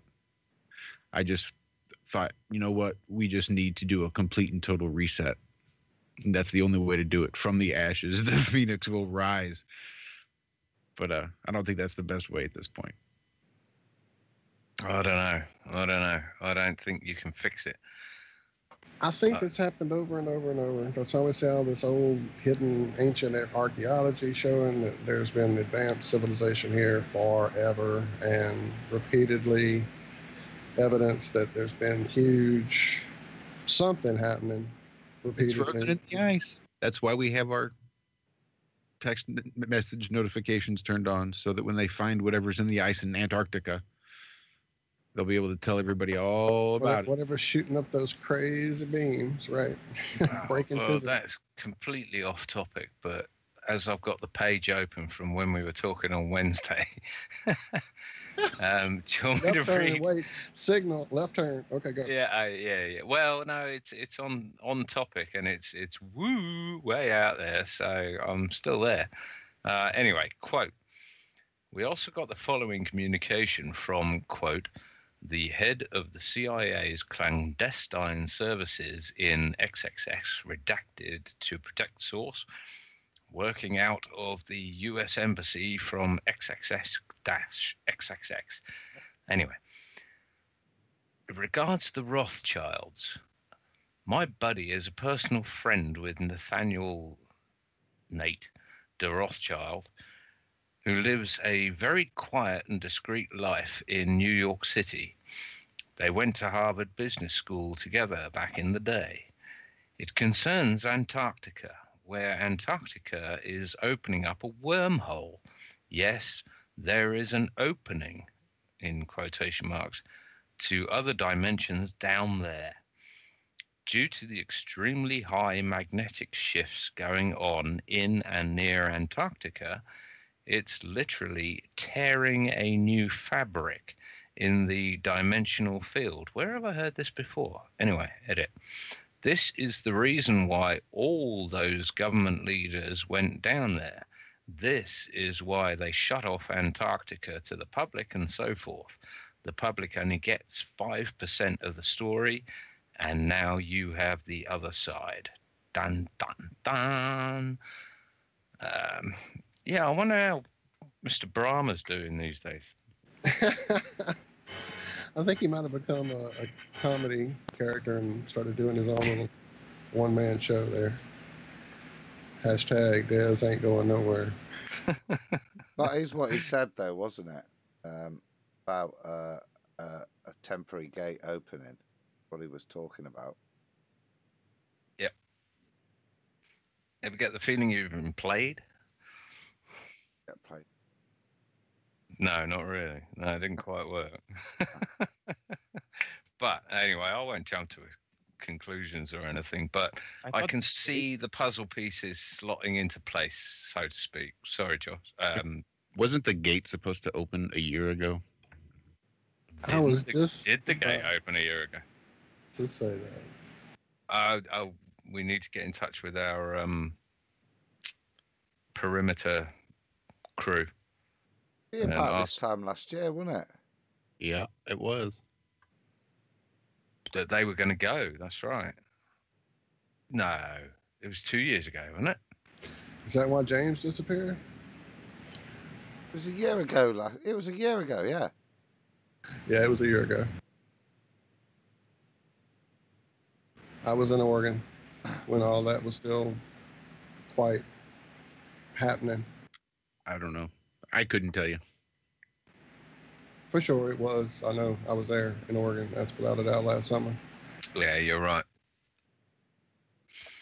That's the only way I can key into a time frame is that I was in Oregon. Otherwise, I'd be floundering going, oh, it could have been 2 years. It's been an eventful year, yeah. No, I agree. I could do the same. I wouldn't know if it was 5 years ago unless I could put some sort of semblance to it. Yeah. So a year ago, they went offline. Obviously, I'm not putting any credibility into this at all. In case you can hear that. But yeah, the narrative does seem to be, look at Antarctica, something is happening, and it involves extraterrestrials of some sort. Who was the guy? Come on. I can't believe I'm drawing a blank on his name. That was Cliff High, I think. That was creating the web bots that was crawling the internet. And he came up with all this Antarctic stuff like 10 years ago, saying in the very near future, there's going to be a lot of stuff coming out about the Antarctic. So he's been pushing it for a long time. And I recommend people go back and listen. Granted, he's not a flat earther, but if you take the information in and put it in the reference frame of flat earth, right? Just because he's not a flat earther doesn't make what he's saying necessarily bad. He's just skewed in his wrong perception. Yeah, but Josh, I mean, don't get me wrong. I used to be a great big fan of Mr. Cliff High as well, and all the other people that navel gazed. But to be fair, he never saw flat Earth coming either, and his whole shtick is seeing things coming. And when you have a meteoric, parabolic uptick in flat Earth that happened in 2015, 14, 15, then he missed that wave completely and has still barely talked about flat Earth, if not in a ridiculing way. So, nah, he won't be getting another $10 out of me. Whoa. I'm not saying go pay the man money and subscribe. There's plenty of things out there. But again, I don't want to necessarily throw the baby out with the bathwater just because maybe he didn't see flat Earth coming in his particular program that he wrote that's supposed to predict web stuff.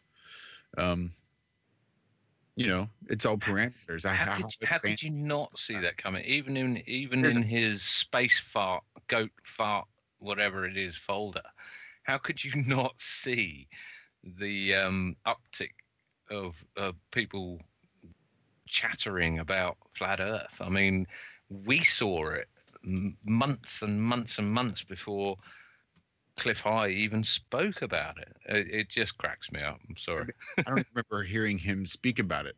So the way I understand it was his programs are predictive as well, right? So it's not like when it happened. I'm sure he saw it when it happened, yeah. But I don't think his bot again predicted that this uptick in flat Earth would happen. But again, how advanced is this AI? It's all based on parameters. It's still just a bot that's crawling around the web.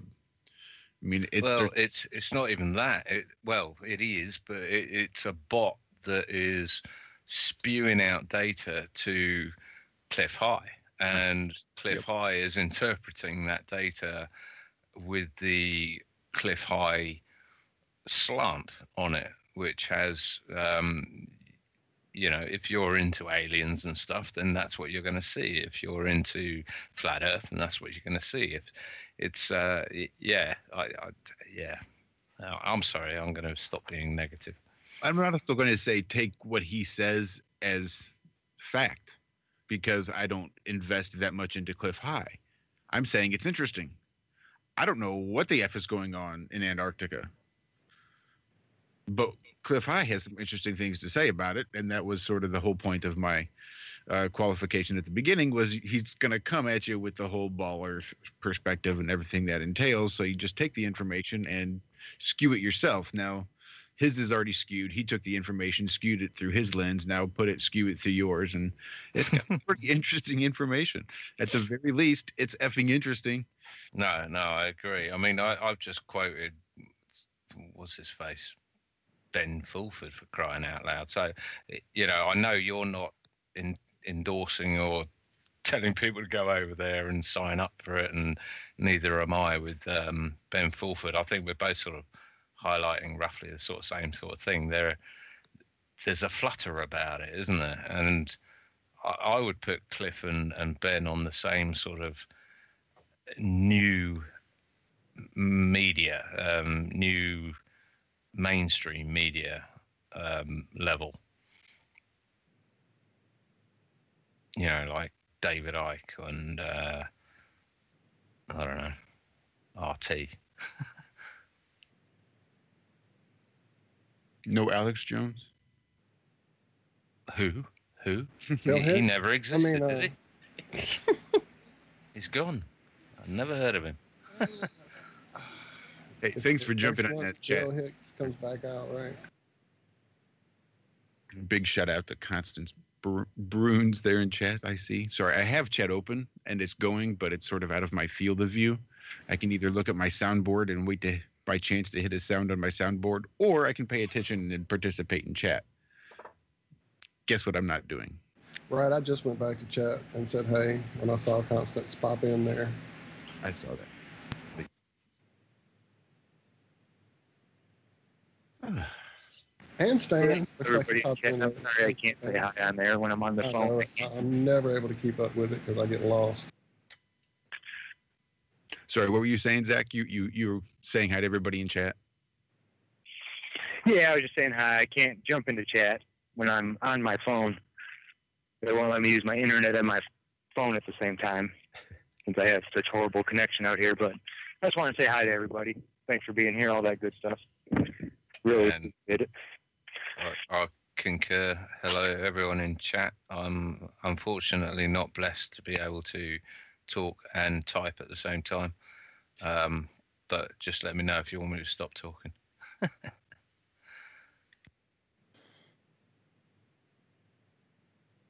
You was saying there, guys, about kind of putting it in the public eye and stuff. And I think I stumbled across a film. Have you heard of that film, Nazis on the Moon?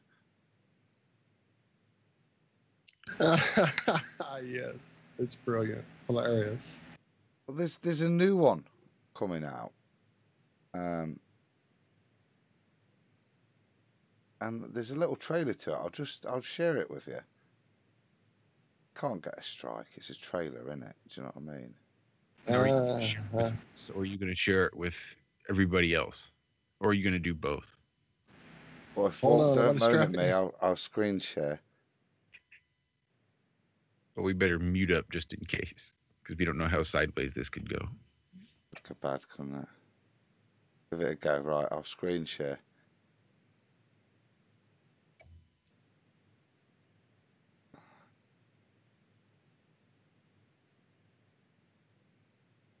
I'll press play on here.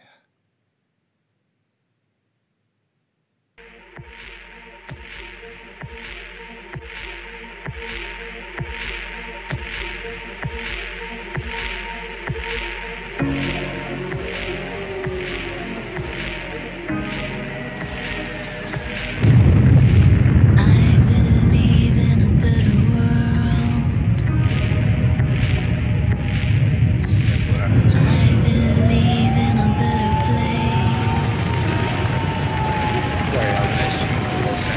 When the light is leading out through the darkness of the night, there are questions I will follow.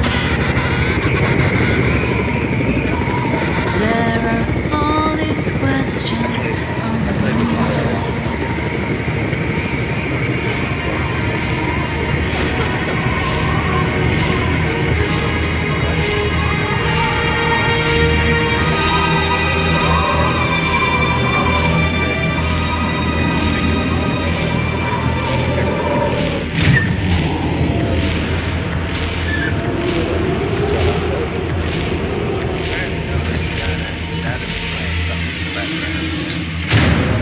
As usual, we're not hearing it. I'm not seeing it either. They're kicking us. I see it on one side, but not on the other. I can see it, but we can't hear it. So we'll be talking over it now. Pissing it.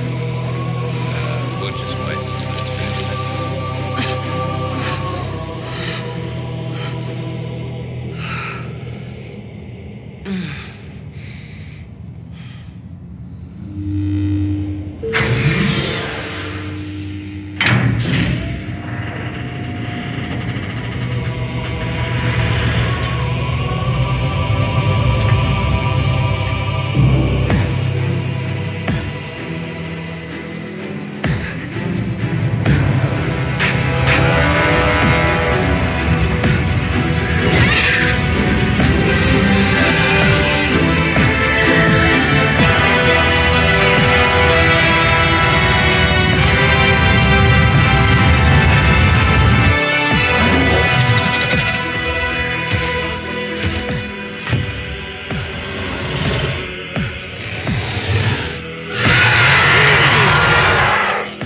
Take it easy, Blondie.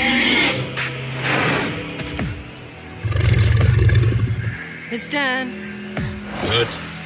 Then we can begin.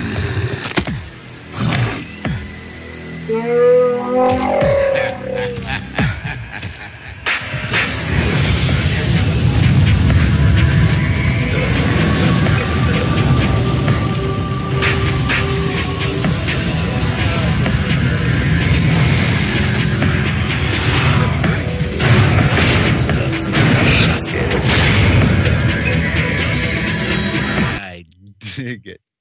Yes, sir. Iron Sky. Hashtag Iron Sky.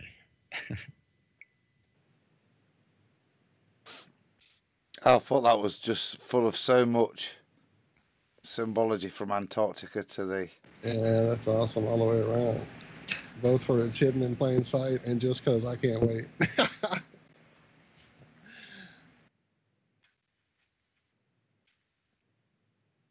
You couldn't hear it, you muppet.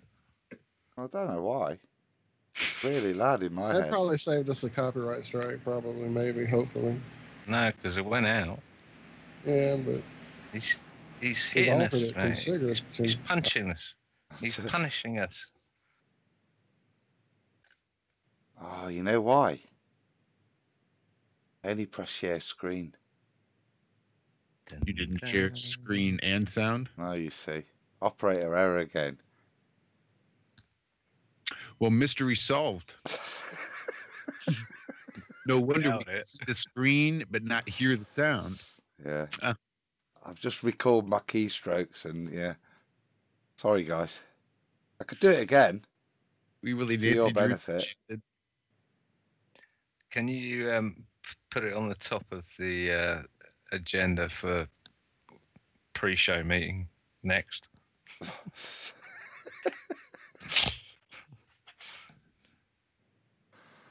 Anyway, moving on. So what was that about? Sorry. It's just, I think Nazis in the Hollow Earth riding dinosaurs. Well, you get to it from Antarctica. By transmutating your hand and becoming some kind of hybrid creature and then going through a portal doorway thing. It's what I got out of it anyway.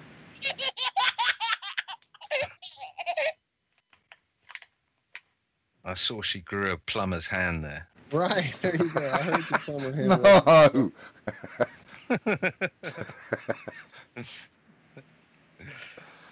Plumber's hand. Is that a euphemism of some sort?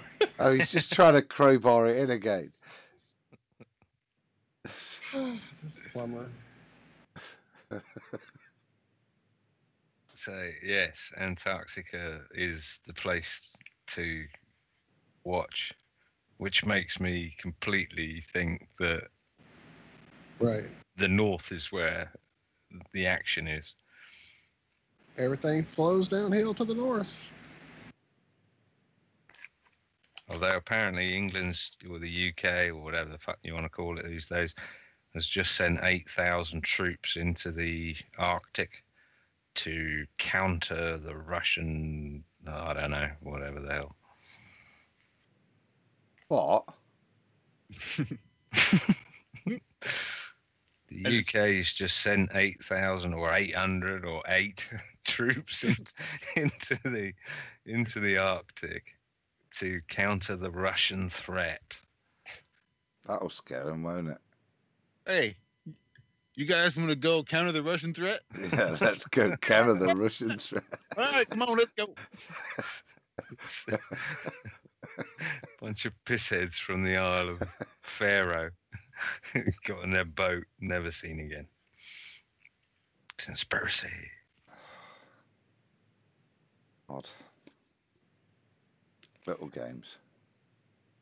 I'm sure you said before the show that you had thousands of things to talk about. I'm looking at them. I see a whole bunch right here. Kepler doesn't take a hint, does he? You know Kepler Space Telescope? Yeah, it's gone. It's dead. It's going to sleep. It's forever. They're no longer going to be able to pretend that those images are real.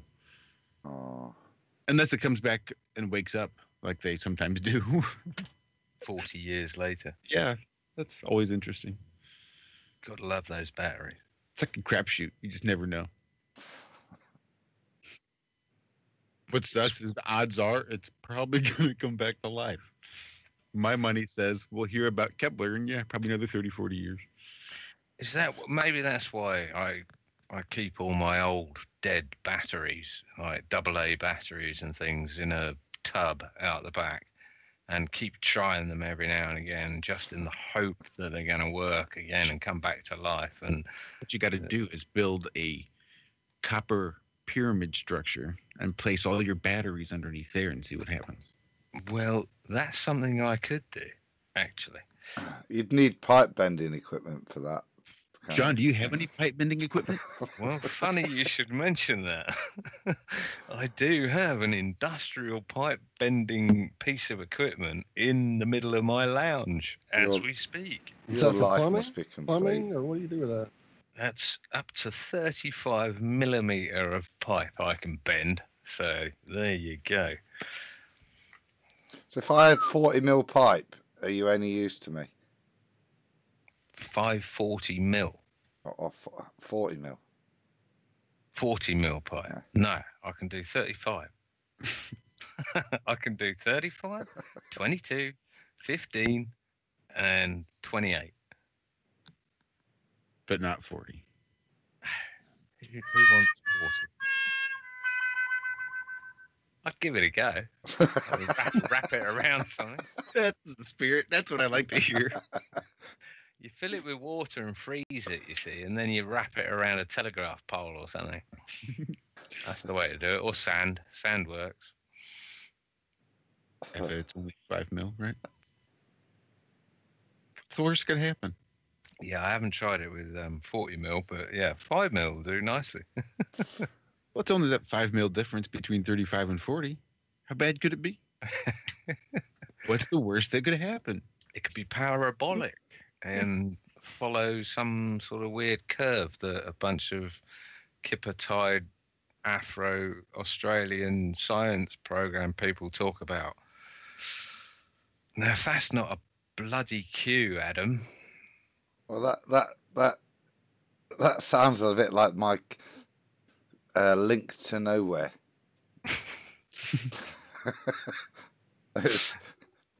Next stop. Or a point of absolutely no point. Just something.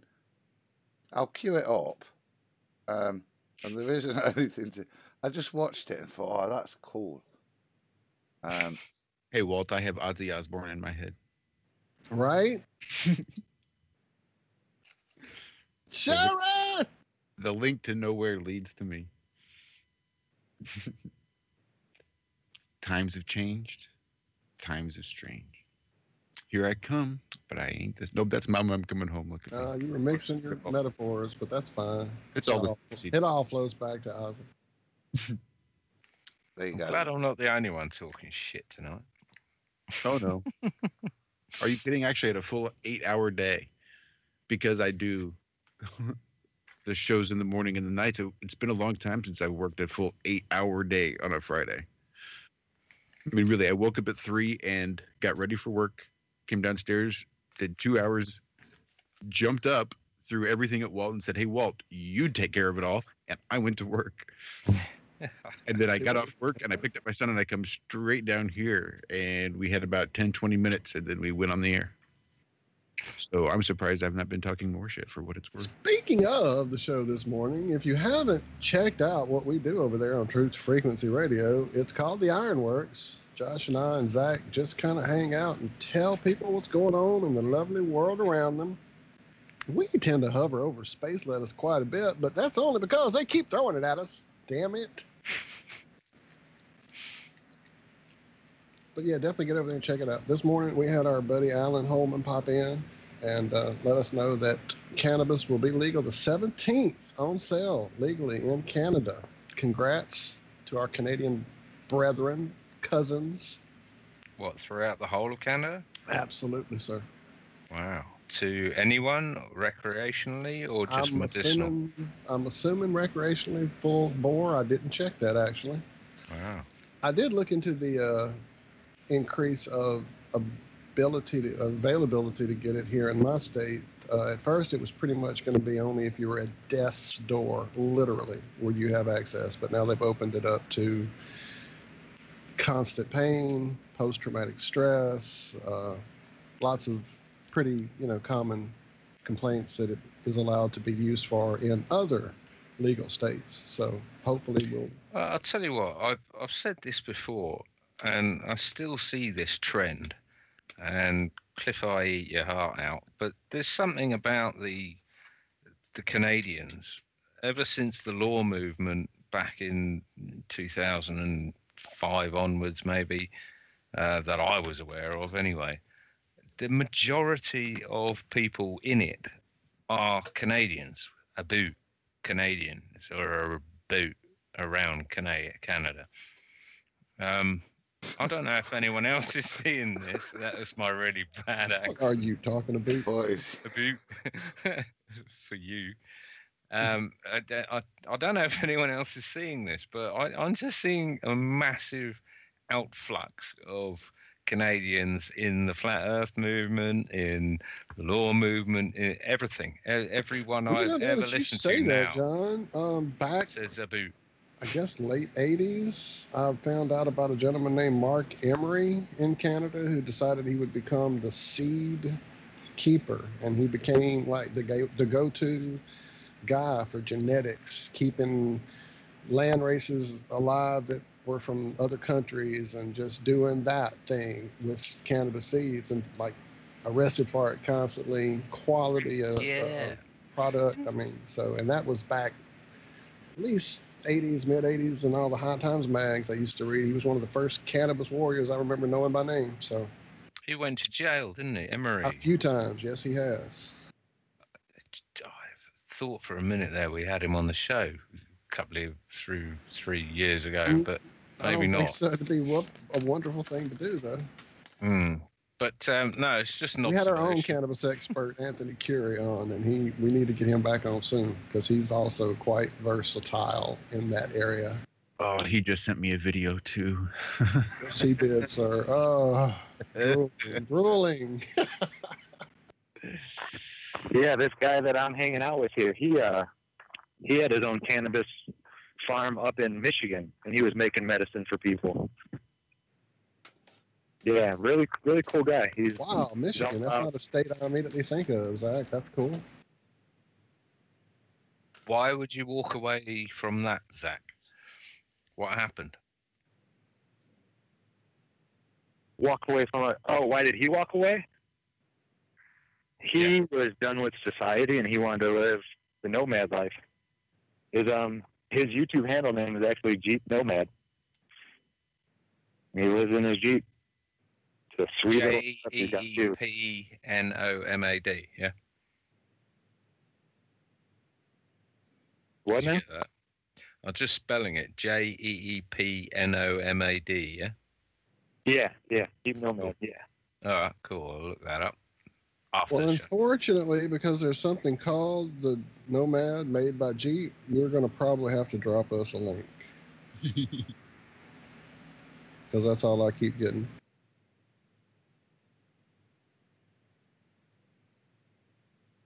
I'll ask them to make sure if it's a space in there, if it's all one word, or because you know how it is trying to find like THC Anthony's thing. Oh yeah. If you don't put in every single Exactly.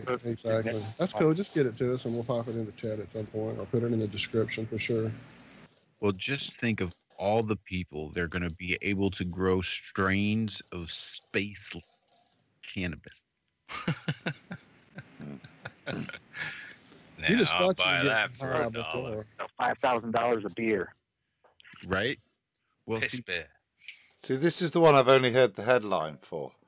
So yeah, here it is. Fill me in. Scientists interested in cannabis as a subject for pharmaceutical studies may find an unlikely new home for their research into the plant, its byproducts, and biochemistry. Aboard, wait for it, the International Space Station.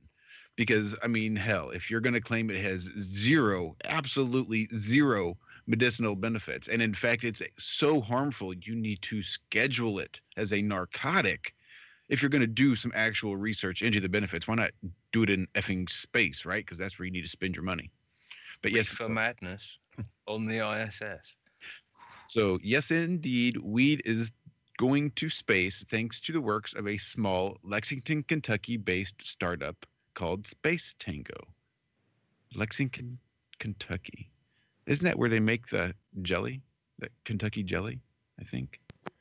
Anyway, the company makes a clean room laboratory in a microwave-sized box. There you go, the size of a microwave. Because space is tight in the International Space Station. How's that for irony? Water everywhere. And all those gorilla suits and guitars and cameras. Knows what else? Yeah, bits of snot and hair and they have got cameras, like two complete walls just filled with cameras and lenses and just photography equipment just strapped to the wall. It amazes me why those cameras aren't on the outside. You know. It just makes perfect sense to Velcro them. Why are they sending it in a box? Well, because that's the size of the clean room laboratory. It's got to be the size of a microwave. It's just a small clean room. It's roughly the size of the box that fits under the balloon that carries around about 2 stone up into the something sphere. Okay, so what they're doing in this lab then? So what they have these little thing called Cube Lab modules. And these modules are going to slot into this larger Tango Lab container, right? So companies like Anheuser-Busch can send barley up into the space station to observe how the crop could be cultivated in environments approaching zero gravity. Now, Space Tango is taking its own steps to develop experiments how the zero gravity environment could affect cannabis cultivation. Alongside 2 Kentucky hemp cannabis cultivation and retail companies, which provide hemp genetics, an online retailer of hemp-derived CBD therapeutics, Space Tango has set up its own subsidiary to research how microgravity can be used to better cultivate particular strands of hemp for medical compounds. Just reading this shit lowers your IQ. It does. Every morning it makes me feel dumb reading this aloud. I truly do. I feel stupid that I'm reading this idiocy aloud to people. And so I think that was the extent of their explanation for you, Adam, is they have modules that they called Cube Lab, and they slot into larger containers that they call Tango Lab. And so I'm they're guessing, not taking like weed up. They're not like taking. That's what I was thinking. You may as well just have it in a bag, hadn't you? It's not going to last long. But so they're taking it up and they're going to grow. So they've got a little grow room, is what you're saying. I think maybe that's what it is. Maybe they're just going to start some seeds. Well, that makes more sense, doesn't it? Because if you are up there in space, you can't keep having your dealer come round. It's better get your yourself a little grow room. So I think that's sensible. Well, Chris Hadfield just takes a big old fat sack up with him before he leaves. Big old sack. They're high enough as it is, aren't they? Oh, is there ever such a thing? So, I mean, really, this goes on. They drone on and on, but... Do you reckon it's like... Wow, must be good air filtering. Was it? Do they have one, like, clam bake room? The coppola is just a giant bong, isn't it? The coppola. In the gorilla suit. Another giant bong. I was doing a bit of research on the topic, and it turns out that Canada is actually going to be the second nation in the world after Uruguay to formally legalize cannabis. Legalization, not decriminalization. When legalization. did Uruguay do it? How long ago, do you know? Don't have a clue. A couple years, as I think. I want to say 3 or 4. Yeah, it would take me a little more research. I don't think that's right. I think Portugal decriminalized cannabis over I'm a reading this on decade ago. Wikipedia. Thank you. No. But no, I remember I was watching it with I was watching it keenly, that Portugal decriminalized all drugs, not just cannabis, all drugs, back about over a decade ago, and crime dropped by 50%, and assault dropped by 50%, and violence and everything basically just got better. Looks You like get rid of the June black 2000. rid of all your criminals right there. You know, they don't have a way to make money doing things illegally, so they have to find other ways. Yeah, I mean, it's not sort of rocket science, is it? But apparently it is. With guns over here, you go to Chicago, New York, LA, you have a lot better chance of getting mugged than if you go down in Texas to Austin, where even grandma's carrying a little 38 in her purse. You know? Yep. Nobody messes with grandma down in Texas because people know, hey, grandma might be packing. But in Chicago, I think grandma gets mugged all the time. There's a direct correlation, I think they call it. Looks like Uruguay began their path to legalization in December of 2013 with legislation, but it actually took all the way through 2017 for 16 pharmacies to become authorized to sell cannabis commercially. Before that, it was growers clubs and that kind of thing. Kind of like Oregon was when I first took my family up there, my mom, and tried to get her set up with that. It was a grower, and you had to have a person that signified as your grower. And so what was Wiki's claim then? That Canada is the second continent or second country to legalize? Yes. What about the Netherlands and Egypt? I remember when I was 19 smoking a massive shisha right. in Egypt, and no one batted an eyelid. In fact, they sold it to me. What horseshit! It's been legalized. There's probably more countries that it's legal in than are not legal. If you know what I mean. Absolutely. Well, here in my state, according to some bills that just were passed, it is now available for Parkinson's, glaucoma, severe muscle spasms, chronic pain, and post-traumatic stress disorder. Well, even in Australia, in Western Australia, they had a government in that you were allowed to grow 5 plants per household or whatever. And then the next government came in and banned it all. And then the next government came in and said you're allowed to grow 6 plants. And it changed every few years or so. But yeah, I know that's not a country, but I don't know. Sounds like horseshit to me. Well, speaking of horseshit, it turns out for anybody that was waiting with bated breath for SpaceX to send their first commercial flight crew, turns out you're just going to have to wait a little bit longer.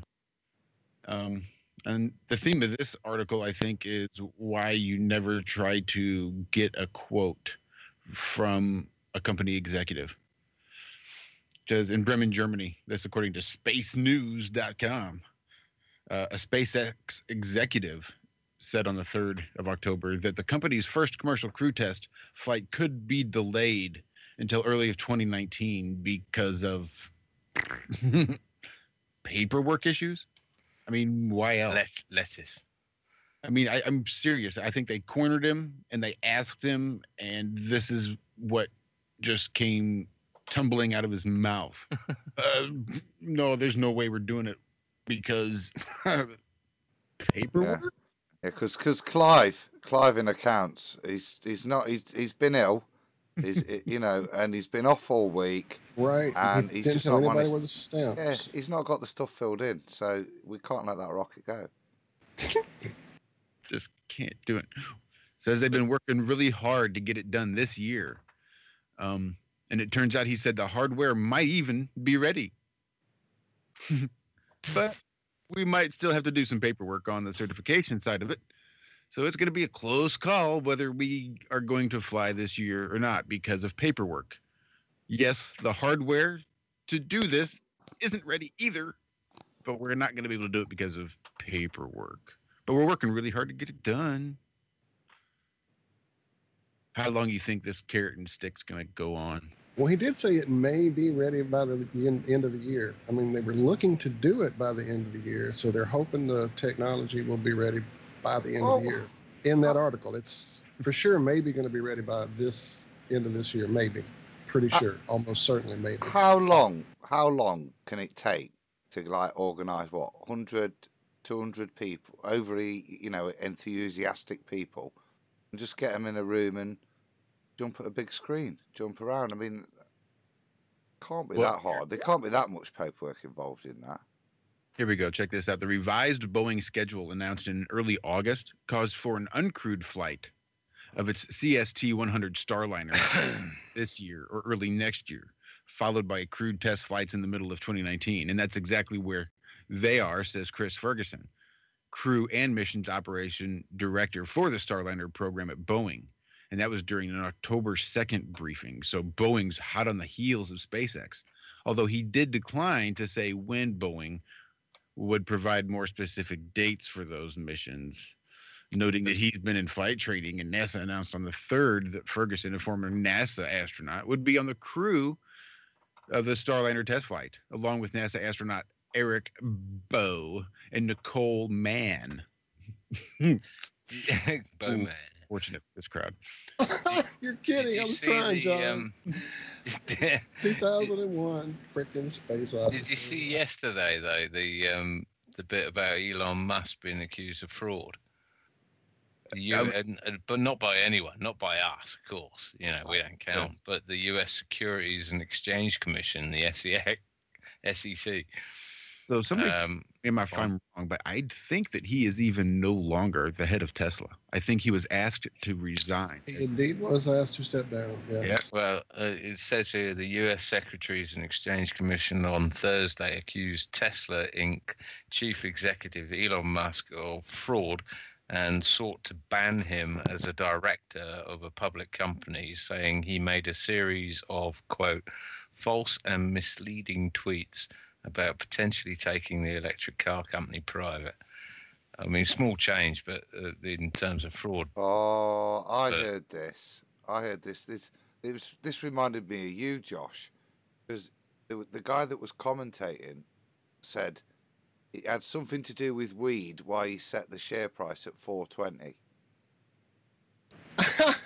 Yeah, that's hilarious. What I thought. As soon as I heard that, I thought 420. Yeah. Well, see, there was a whole thing about him setting the price and the reason he took the company private, and I don't know. I don't remember the exact story as to. I even talked to. The thing was that he tweeted that he had funding secured, and apparently he hadn't spoken to any funding agencies. But anyway, that's just nonsense politics. But I mean, the guy's Saudi Arabia. It was like, I think it was the United Arab Emirates, or it was Saudi Arabia, something like that. But it was some minister over there of something who apparently gave him a wink and a nod over a phone call and told him, yeah, we'll go ahead and give you some funding. So he went on his word, and then I guess did this, and then and I can believe that sort of thing happens. But I mean, to accuse Musk of fraud for this sort of petty paper shuffling is just bollocks when he's clearly hoaxing the world about sending his silly rockets into space and landing them like I can't remember what it is, piglets on the moon. Well, he screwed up when he was so flippant about the pedo remark that he kept hammering on with the rescue worker from the cave-in or whatever. Yeah, the diver bloke. Yeah. Yeah, I think he's just become too much trouble, and they've just got rid of him, haven't they? Do you know what I mean? While he was their good boy, he was a good distraction. Now they're going to let his destruction be the distraction. Oh, you're not talking about the ridiculousness of putting a car into space, are you, anymore? Oh no, he had technology that would let us go to Mars and Venus and other places on Earth, right? Oh yeah, don't forget, this is the most Falcon boring man on the globe. I think he's gone Britney Spears on us. I wouldn't be surprised if he shaved his head next. Right, his program is. Well, yeah, here's a question for you. That's what weed does, though. It shakes loose your MK Ultra programming. You got that big kid. Yep. I was going to ask if you could recommend one thing to deprogram somebody that you could just get your hands readily upon. What would be that one great deprogram? Oh, I know. Oh, my hands up. Well, you do it. What you got? Marijuana, tea, cannabis. Funny how that works. I bet you they just are worried that he's not going to play their little game. He's not going to be the sycophant, the guy that's going to jump when they say jump. No, he's no longer willing to toe the line, and they just want to cut ties, and they'll just discredit him at every juncture now. Yeah, I think they have to have some stupid people that they can throw under the bus that aren't in on it almost. Because, yeah, he may be a computer genius or whatever, but that doesn't make you smart about everything else. he could be getting fooled. I'm not saying that he is. I'm not trying to defend the guy or anything like that, but maybe Elon Musk really isn't as smart as everybody thinks he is, and he's just one of their puppets that they're, you know. I think he's one of the thickest people I've ever met or ever listened to. Yes, thank you. He seems like an idiot. Zach, I talked right over you there. I was just saying, I think he sounds thick as shit, but that's just me. I know. We've had this discussion before. Everything on TV is fake. I agree, but you're right. Stooges that aren't pretty. Oh, you're right. I mean, he is literally portrayed as, you know, the second coming of some sort of tech guru genius that, you know, Tesla-esque. I mean, look at it. Well, his company's Tesla.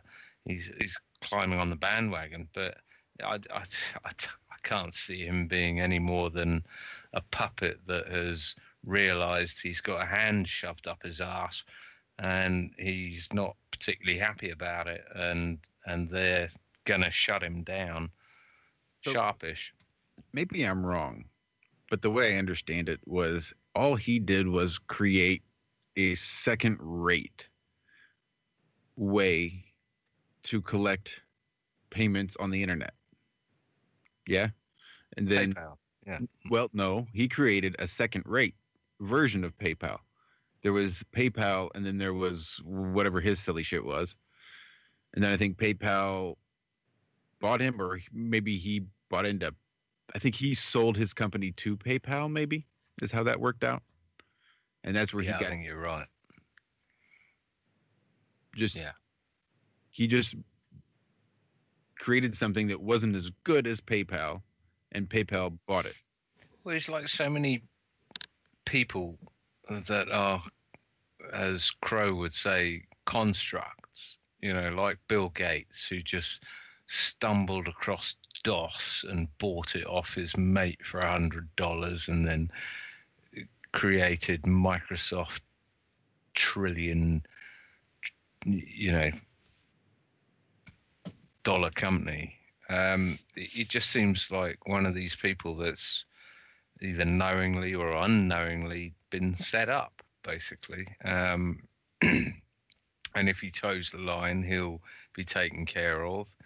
If he doesn't do what he's meant to do, then he'll be destroyed. And I think we're seeing the process of him being destroyed because he's not doing what he's meant to be doing. And I think wasn't it him who said something quite leading about, you know, we all know who the media is owned by. Twitter will get really? I missed that one. Oh face. My goodness, that was awesome. If he said that, I missed it. Oh, he did, yeah. Well, I'm only going on what I saw, but yeah, from what I can tell, he made a comment along the lines of, "Don't you know who owns the media?" Question mark, question mark. Like I say, Twitter will get you shot in the face every day of the week.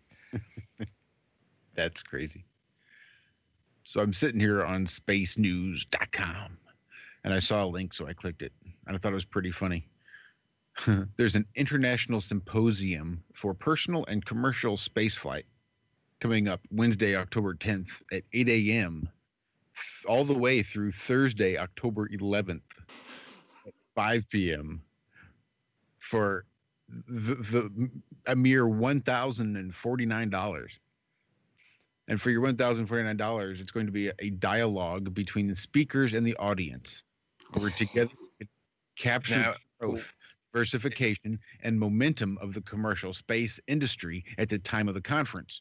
Now, short, powerful talks capture the direction of the sectors focused on supplying new space services and the important relationships developing within the user community. Get focused, curated content that assures your investment of time is well spent. Networking is superior. Join us. View previous content at ispcs.com/2017-videos. Now, it's funny you should mention that because one of our crew has gone ahead and set up a GoFundMe account to raise that exact amount of money so that we can go to this conference and stand there and go, you're all wrong, the Earth's flat, you muppets. Obviously, I'm taking the piss for those in the States. Could Zach get there? But I would like to segue from this to cross over to Anthony Riley's Hiss Boo GoFundMe account. That just wanted to say that this is going to be in New Mexico, for what it's worth. Okay. Oh, Las Zach. Cruces, Mexico. Let me finish what I'm saying before I get hung. Cruces, New Mexico. I figured you might have. That's not very far from where I'm at. See, for $1,000, you can go ask some questions for some speakers. Whoever's going to speak up here, it's got to be somebody from NASA. You can ask them all about personal and commercial space flight. That's going to be super exciting. They want me to spend $1,000 to ask them questions. $1,049 to sit in the audience and listen, and they will probably maybe take some questions after. Will there be an astronaut you can talk to? I'm sure. So, Wow. At least a spacesuit. That's stupid. I'm sorry. It'll at least be a spacesuit with its hand out. You can go up and take pictures. Yeah. But I would like to say on a more important note, I'm glad to see that Anthony Riley's GoFundMe got its goal. Yeah, well done, Anthony. And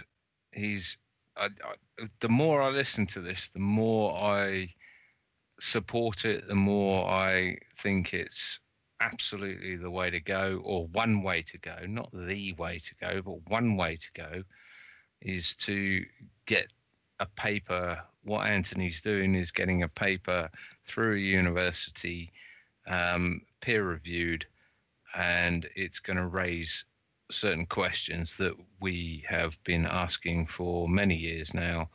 And so I'm absolutely chuffed that Ant has raised this amount of money. Sorry, Tony has raised this amount of money and is on his way to doing a postdoctorate.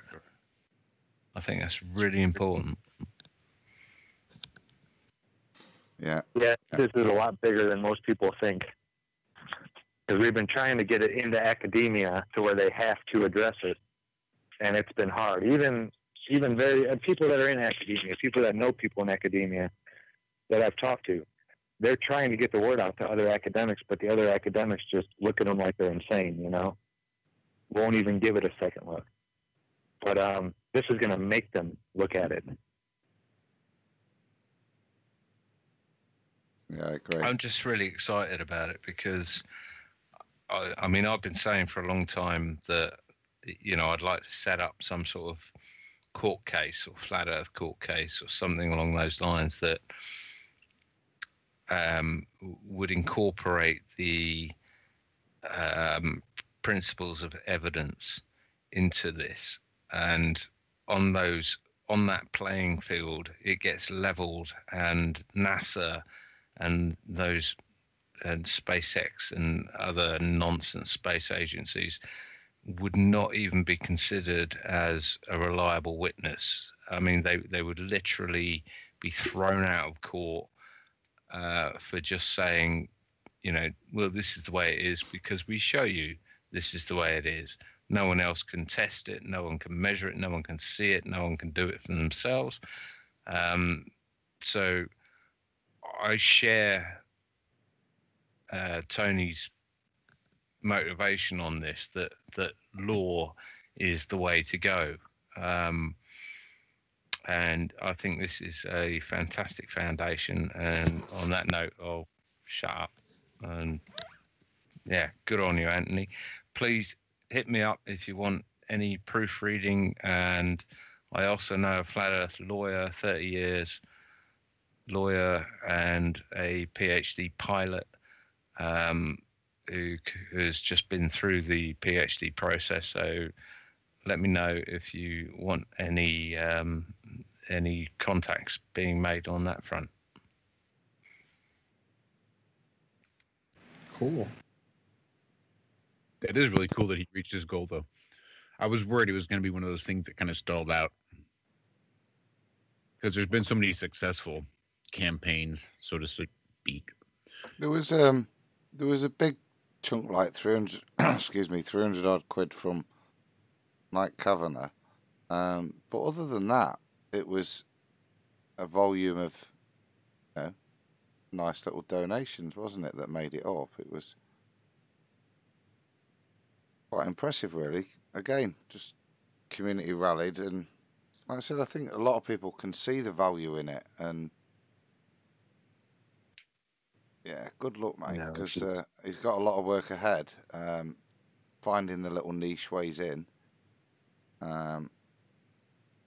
That's what I was thinking. Just the fundraising is just your step through the door.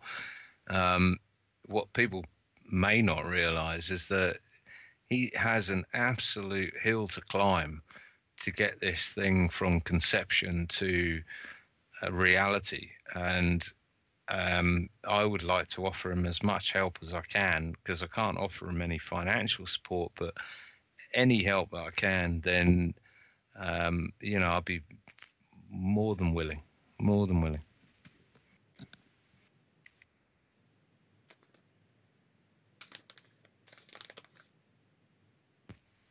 That sounds like Riley's keyboard.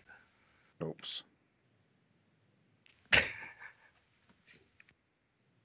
Yeah, he's got the loudest keyboard, hasn't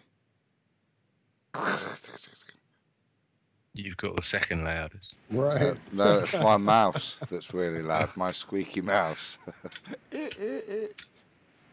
Oh, here's one from ESA, European Space Agency. There's a lot of space debris floating around the planet. Down on Earth, we hardly notice, but to raise awareness, Dutch artist Don Roosgaard has created his Space Waste Lab on display at KAF in Almere from Friday, October the 5th. When you look up at the sky, the chances are slight that you'd spot any space debris.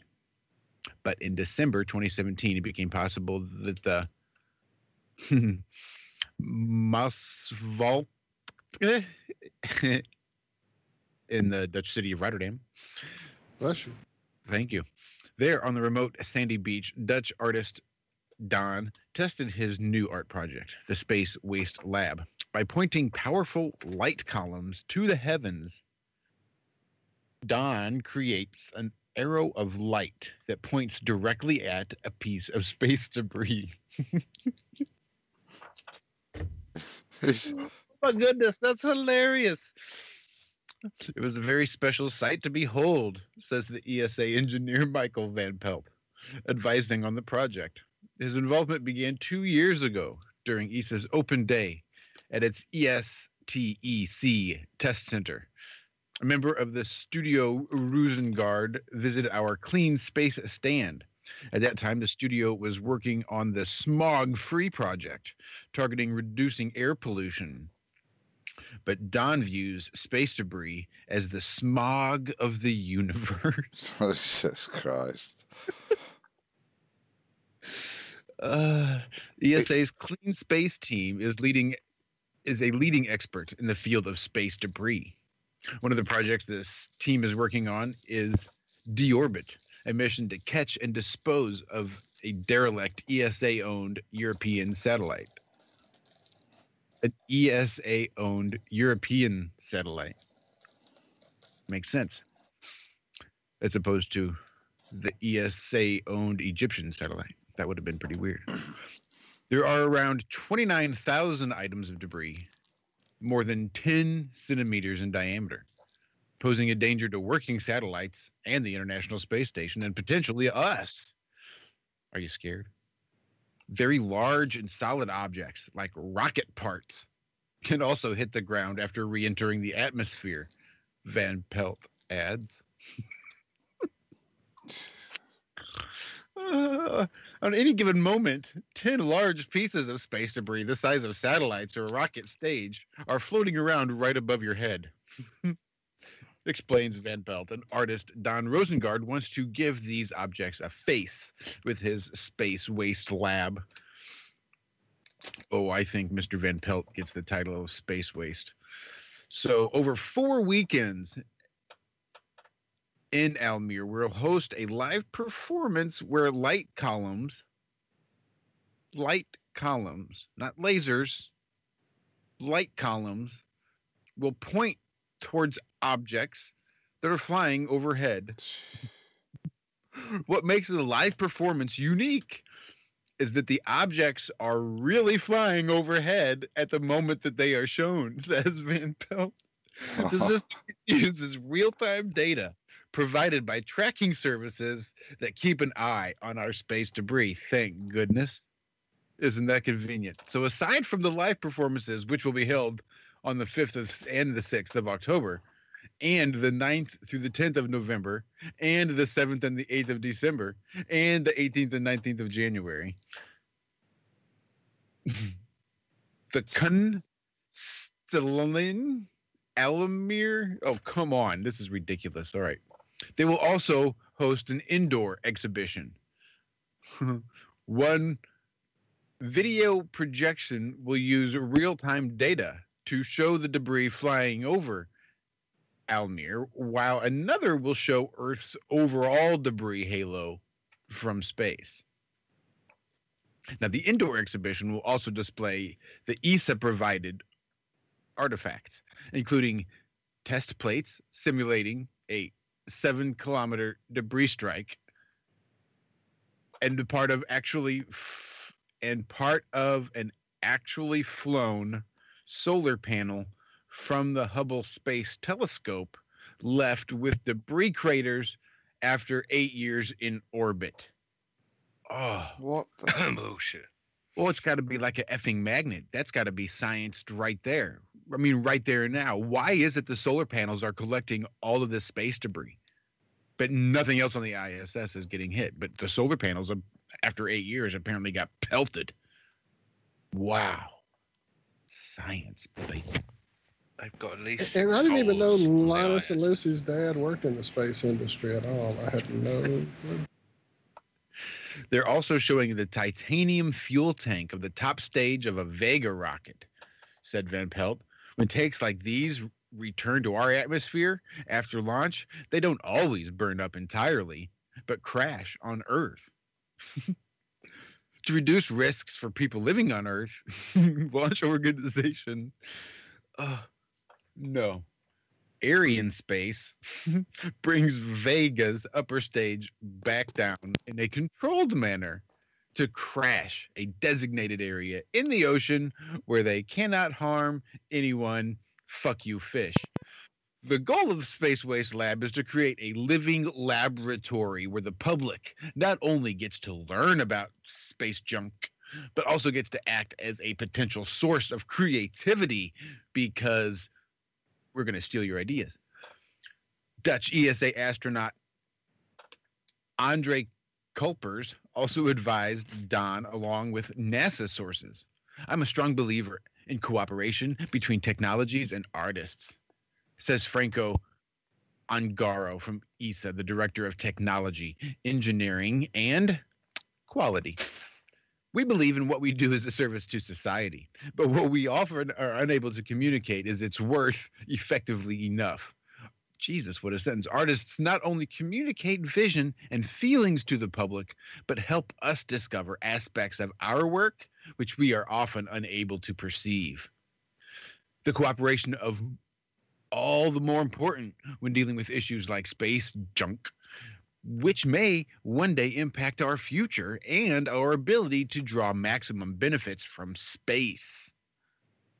We need to speak in different ways to convey not just the dry, technical aspects of technology, but the emotions involved in the struggle to preserve this environment for our future generations. Oh, I feel slightly sick. Well, I feel that actually, that's quite a profound point, and maybe Zach should head over to New Mexico and raise that at the convention. I love it. I want to go just to see their effing bat signal. Oh, look. Yep. There's space junk. See, look. Our computer, it says space junk. See our light? Space junk. That'll be $1,000, please. Fucking it. It's the mugging off, isn't it? That is something. Wow. Yep. Columns of light. We're not shooting lasers at space junk. Nope. We're pointing at space junk with columns of light. Right? Spotlights. Because it's there, really. We've booked it for 2 days for the next 4 months. Beyond that, it's going to be down at the used car lot, signaling a huge sale. Or there's a casino, I think, that just opened over there on the reservation. Oh, my goodness. Because that's how you science that stuff out. Well, Feffet, it's not science, it's art. It's the artist's rendition. That takes some artistic license right there. Man, that's funny. That was far funnier than I expected it to be when I opened it. I'm anxious to see what Just else. amazing the bullshit we get fed, isn't it? To perpetuate the bullshit that we've been brought under. Well, you know they're running out of things to science up in space, obviously. Well, Because- they're putting it in the hands of an artist to remove any criticism, aren't they? A lot of they're not tracking anything. It was just artists. You know what I mean? It's now just painting the paradigm without even trying to back it up. Look at these lights, columns of light tracking. So here, if you want to go ahead and present my screen to everybody, Adam. This is the latest endeavor up on the ISS. This is what they've been doing with their time. I've not seen this yet, so this this could be as funny as columns of light. You know what? F it. This is ridiculous. Why don't we get the artists and the ISS together? I want to see columns of light from the ISS. Why is this not happening? This is the test that I've been claiming since we've been talking together for the last. Yes, sir. You surely have. We need columns of light shown from the ground and seen from the ISS. This can do it. Live. All right. Sorry, I'm done. I'm just gonna play this. I can't wait to see. I'm super duper excited because astronauts. Quote, otherwise healthy and receiving commands. Stay up to date with the latest by visiting cnet.com. Oh, what is this?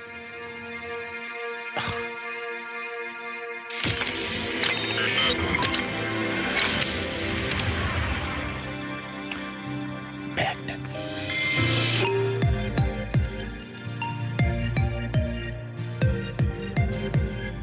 What happens when you stick mechanical-style watch hands on a Google Wear OS smartwatch? You get the LG Watch W7. The $450 watch aims to mix traditional watch style with high-tech smartwatch. No. Mixed results. What is this Watch playing in the W7 background? You got a computer or, a video playing somewhere, dude. with its round LCD. I want that watch. I want that watch. I need that watch. Why in the hell would you put an autoplay ad with volume on a page that you put an effing video? You dumb ass CNET MFers. All right. I think you answered your own question. Now I want to go back a little bit. Let's explain why it was these audio ads. Like, well, that's one way to not be able to get rid of it.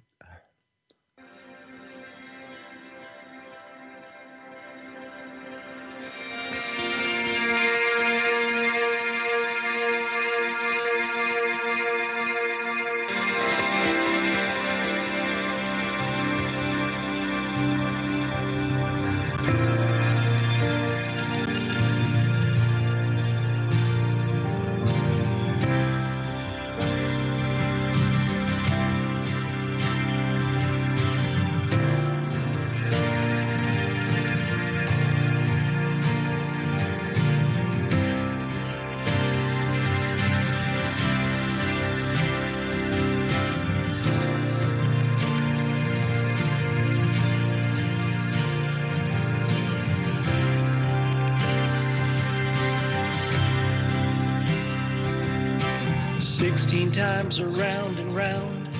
The sun comes up, the sun goes down on everybody's lives. The world goes fast as we float slow.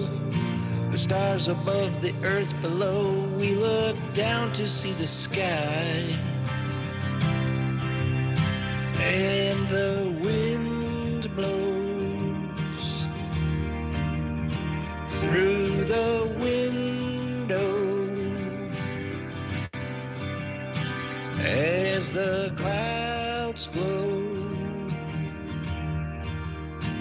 All the world glows.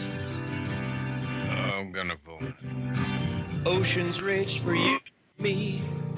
Out here we orbit peacefully. There's space here for us all. Please stop it, Josh. Planet Earth's our carousel to carry on. Can't do it. Oh my! Why is the wind blowing outside his windows? Through. It's blowing Through his windows. They're Well, that's those special couple of windows that we were shown about. Was it Pettit demonstrating how they? That's the giant bong. Then you have a leak. See, I don't know. It was a dream. He was sleeping and he felt this warm wind on his face. They told him it was the wind blowing through the window. What else would it be? Look, they're doing a bit of plumbing on the outside. Bit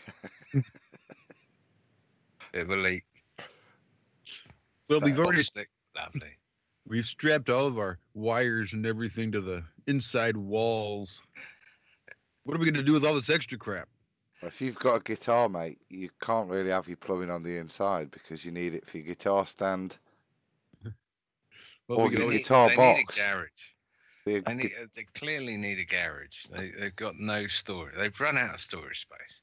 And now they're starting to stick shit to the outside of their house. Look, they really need a garage. Or a storage unit, you know, or just another ISS or some shit. Well, because when like a shed, an ISS shed that just kind of follows on next to it. Exactly. Well, yeah, take the LEM. It's like the hoarders, you know, when they just have so much crap and it just starts to overflow out to everywhere else. That's what it is. They need to just throw the LEM. I mean, that's a tweaker shed, isn't it? And just pile it full of shite that, you know, you might use. Oh, look, we've got a bloit. No, I can't even say it now. A black spheroid. It's an oblat. A black, yeah.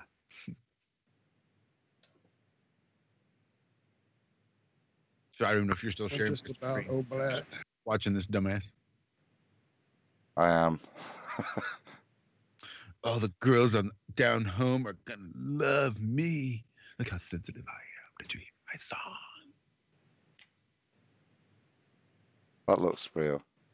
That looks like a Coke can. It is absolutely a fucking soda slash. Wait, go back. There was a fucking please go back to the can in space. Holy shit!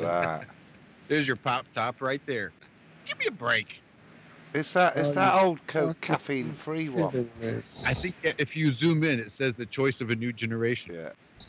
Yeah, I bet that's the original formula. I bet, not that new crap. It is. It says Space Zero. It looks like R2-D2 wearing a gold tinfoil hat. That is hilarious. But let's not linger on his. We'll just put 17 different images of this particular soda can in space. But we'll just flash it for just a moment. What was that? Was it? Nah, that couldn't have been. Look at that. That wouldn't make sense. Pretty though. Look at. Oh my God. 50 million a day for a recyclable can? No, not at all. Sensitive. And did you see his necklace? He's so totally in space. Look, that was real. Did you see? Look at all. I even saw clouds moving. Wait, look, is it really supposed to be real? That's not supposed to be real, right? That's not supposed to be real, right? Let me see. All right. It's all the ribbons of data. Let me stop on this. Look, watch the ribbons. In the not too distant future, next Sunday AD looks more realistic than this fucking set model right here. So what is this movement supposed to be over here on the side? Is this clouds? Or is this the World Trade Centers and this is a plane going into them? Is that what I'm witnessing here? I don't know. What is this? What are these highlighted levels? Stories. I don't know. They are passing this off as a model, yeah? They're not claiming this is real, surely. We have no claim. We're just being shown it in the middle of all this real space footage. So yeah, you're right. So a quarter. Gullible Muppets will go, ooh. But shout out to Jeff Maynard. That was some great model work. Now, watch up here in that upper left-hand corner. There's movement of some sort. It looks like it's clouds, like they're pretending that this is an actual city. And this is clouds as the day progresses.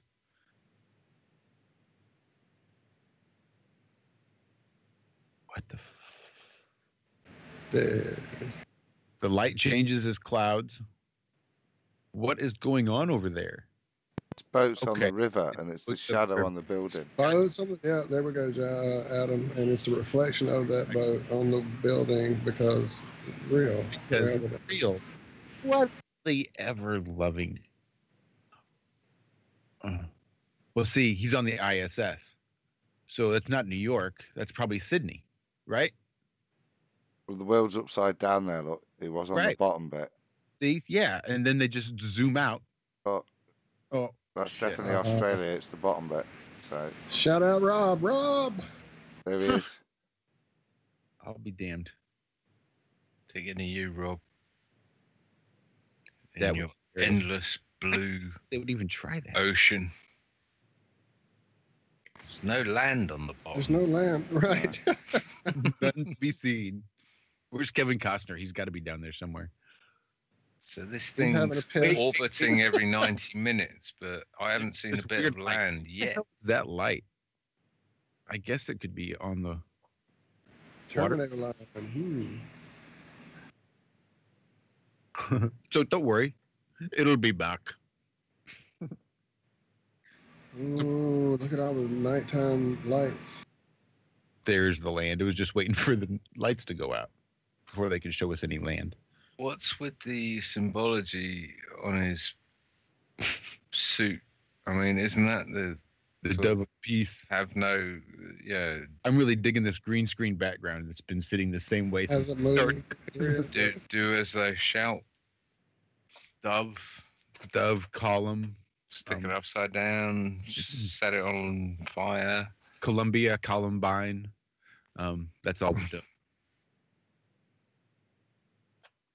Christopher Columbus. He looks so serious too. So thoughtful. So Look pensive. at his emoting, John. Come on. It looks like he's trying to smolder like the Rock. And when you have to... And then look, we've put some pins in the top of a beer can. See? Are they? It's thrusters. It's space thrusters. I totally used to build this stuff when I was like 8. I would make these little crafts that looked like space stuff and build rockets, and this looked like boosters, and I would totally just tape them together, and it would use my imagination. I was a pretty lonely kid. Not in a vacuum, though, Josh. Surely. No, out of vacuum parts. That would have given you kudos, but stick that in a vacuum. Yeah. Just crush it. Be fine. I dropped my beer. That's Anheuser-Busch sending in their hops up to the space lab for the growth tank. That's what that is. This video was brought to you by Anheuser-Busch.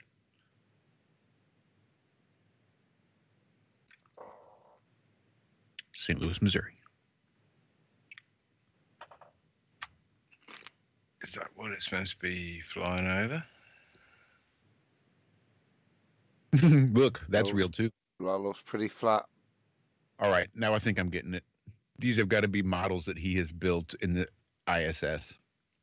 Right, he has a lot of free time. He built, like, he's probably a budding movie maker, and he's learning his craft. He's a miniaturist. Do you reckon they've got like a craft module where they can go and do arts and crafts then? Well, Craft they've table. they've got their camera bay where they have walls upon walls of cameras and equipment. They obviously have their music room. They obviously have a video editing room. I imagine they have a whole campus, to be quite honest. Grow room. Probably in Greenland. Well, grow box, at the very least. A grow pod that you can insert into something else that's bigger, I'm assuming. But this is I'd be throwing that lettuce out. I mean, I don't know why they would even, unless he made this. How else would he get this footage, unless he's stop motioning all this stuff himself on a model that he built? I don't know, because that's obviously stop motion footage, even at 2. I mean, I can play it full speed, I suppose. I'm sure it'll look different. That's not what I wanted to do, but I was going to say that looked quite real. Or why would they fake it? Why indeed? Well, you can tell look. it's real because it looks so fake. So fake, yes, of course. Look, there's the black satellite.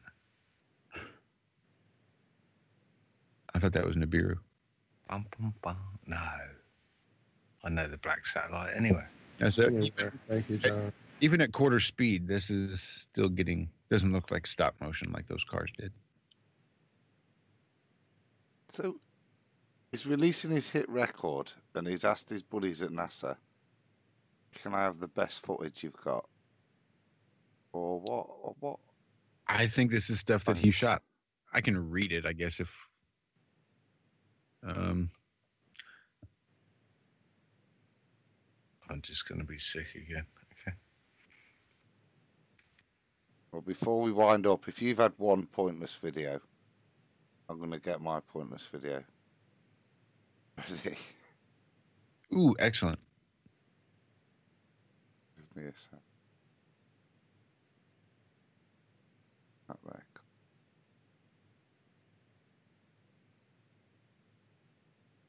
Well, then just a reminder, over there on TFRlive.com every Tuesday and Friday mornings from 2 a.m. to 4 a.m. Pacific, 4 a.m. to 6 p.m. Central, or 10 a.m. to noon Greenwich Mean Time. Walt and I are over there on the Ironworks, where we cover crazy-ass stories like this and others. We have all sorts of guests on, people from chat even. I was just thinking this morning, Salamo was one of our first guests over there. Yes, he was. And he was in chat this morning, too. I didn't get a chance to say hi, but he was there for a bit. As was Zach, one of our first guests from chat. That's right. Yeah, so was it 101 this morning? It was 101. Room 101. Congratulations, guys. It's flown by, hasn't it? It really has. It has flown by. Oh, man. Got Savage on yet?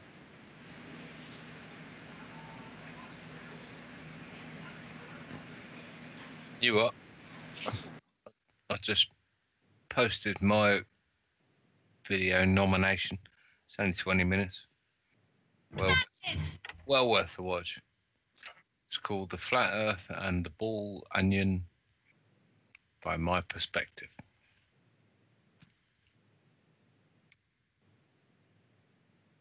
I've seen that one. Is that a new one he's brought out?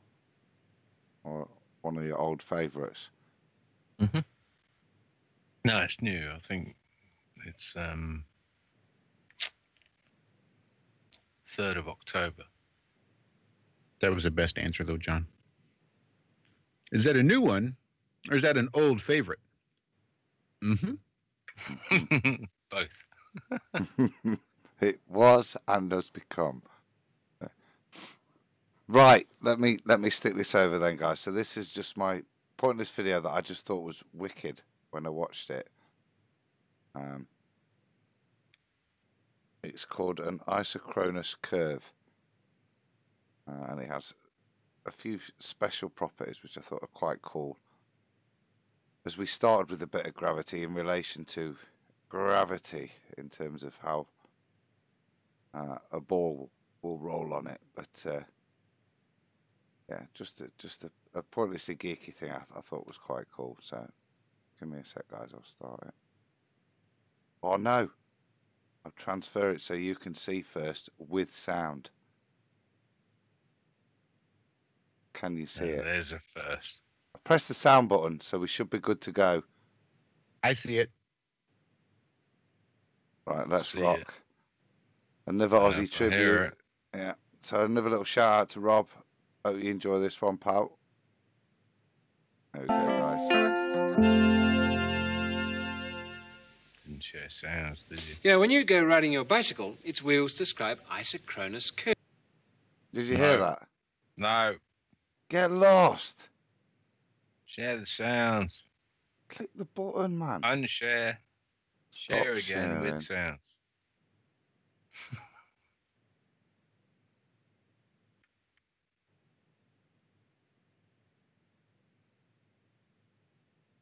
Do that funky intro again.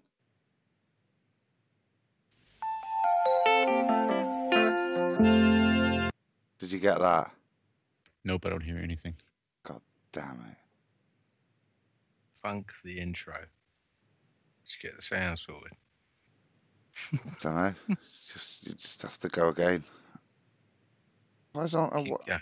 Keep going. Keep going. Thank God it's Friday. Yeah. Well, I heard that. Mute yourselves and go to the channel, and I'll press play.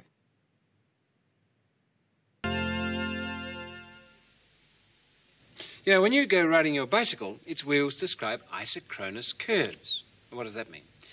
Well, imagine you have a piece of white paint on your black tyre. It'll come around, hit the road, stay stationary for a bit, then come up, over, and around and hit the road. And in doing that, it describes an isochronous curve. And it's a very interesting curve with very interesting properties. And I'll show you why. First of all, it's very hard to capture one off a bicycle. So what we have to do is to, at home, create the same sort of conditions for drawing one. First of all, a roadway, which you make out of a ruler, and we will capture the curve on a piece of paper. Everything has to be kept very, very stable, so you stick the whole lot down. Sticky tape everywhere, on the corners of the paper and across the ruler. And that way we can't budge the ruler, even with a fair bit of... What? Still searching YouTube for maths help? Are the videos from 2006 really... pressure? And the bike tyre is going to be provided by, well, first of all, the wheel is going to be a tin. This is a tobacco tin with a smooth lid, not a serrated one. And to stop it skidding on the ruler, your roadway, I've put on its own bike tyre. And that's a piece of, already a whole rubber band, which runs around there without any kinks and without any twists. So that it runs along the ruler, doesn't skid, and the whole thing rolls very smoothly. But it doesn't leave a mark. It doesn't draw the isochronous curve. So to do that, you have to cut the point off a piece of, or an old pencil, sharpen it to a point, and just slide that underneath the rubber band so that the point comes out below the tin lid and will rest on the piece of paper like that. You have to stop it being pushed backwards, and of course sticky tape's the answer there. Lots of it, but don't let it muck up the rubber band. I'll put another one on there just to make sure. So that should hold the pencil in place. The rubber band should stop the thing from skidding on the ruler, and we're ready to draw it. Put it down with that pencil point right next to the ruler, in that position there. It's resting on the ruler. Hold the whole thing steady, push the rubber band up against the ruler, and rotate it the way your bike wheel would roll along the road. Very slow here, but that gives you control, and while you do that, the pencil point comes around, and if you don't skid, will describe a very smooth and beautiful isochronous curve. There it is. Now you can just cut that out. What I did was to trace it onto a piece of acetate, the sort of thing that you use in schools, and project it onto a large piece of cardboard so you can see what's going on. I've cut that out here. It's rather special cardboard in that it's got hard cardboard on either side of a piece of foam, and those are now going to act like tram rails. And I can take a ball bearing and putting it on there, it'll run between those rails up and down the curve. And in fact, it's the way balls run on that curve that give it the name of isochronous, because isochronous means same time. And it's a very peculiar curve because if I let a ball go from any spot here and any spot here, they'll both meet at the midpoint, that red arrow, at exactly the same time, no matter where I release either of them. I'll show you. Here we go. 1, 2, 3, click, and they meet at the arrow. Other curves don't do that. If we had a circle there, or a fraction of a circle, if I let one ball go there, one ball go there, they'd meet somewhere here. And if I put one there, they'd meet somewhere there. They'd meet at different places. But wherever we let these go, on either sides of that, they'll meet, if we let them go at the same time, at the red point. Click, like that. And one last time, I'll let it go near the middle here and up on the side here. 1, 2, 3, click. Allowing for slight inaccuracies in manufacture. That's not all it does. You'd think that if we let a ball go up at the top here, because it's got a very long way to go around that curve, it would take longer to get to that point than if it took a straight line. But that's not so either. If I put the straight line in, it's another piece of track. I'll just make sure it intersects at that red arrow. And I'll put a finishing line there in the form of a match, across like that. If I come round here and release these two balls at exactly the same point, 1, 2, 3, go. And in fact, the curve wins by quite a distance. And those are just a couple of the very peculiar properties of this most interesting isochronous curve.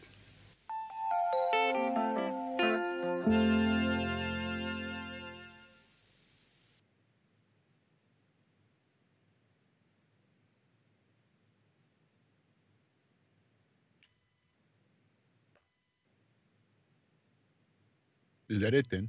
That's your lot. Huh. That was very interesting. I've never seen a demonstration of that nature.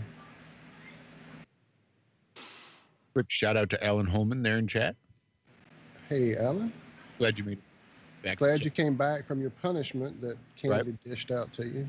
I'm sorry, our mods are so heavy with their She's bang. harsh. You got to watch her, man. She can be took a a lot bit of abuse before she changed her name. So Yeah, she wasn't always so sweet. Sometimes she's just sour, and she'll boot you. She doesn't give a shit.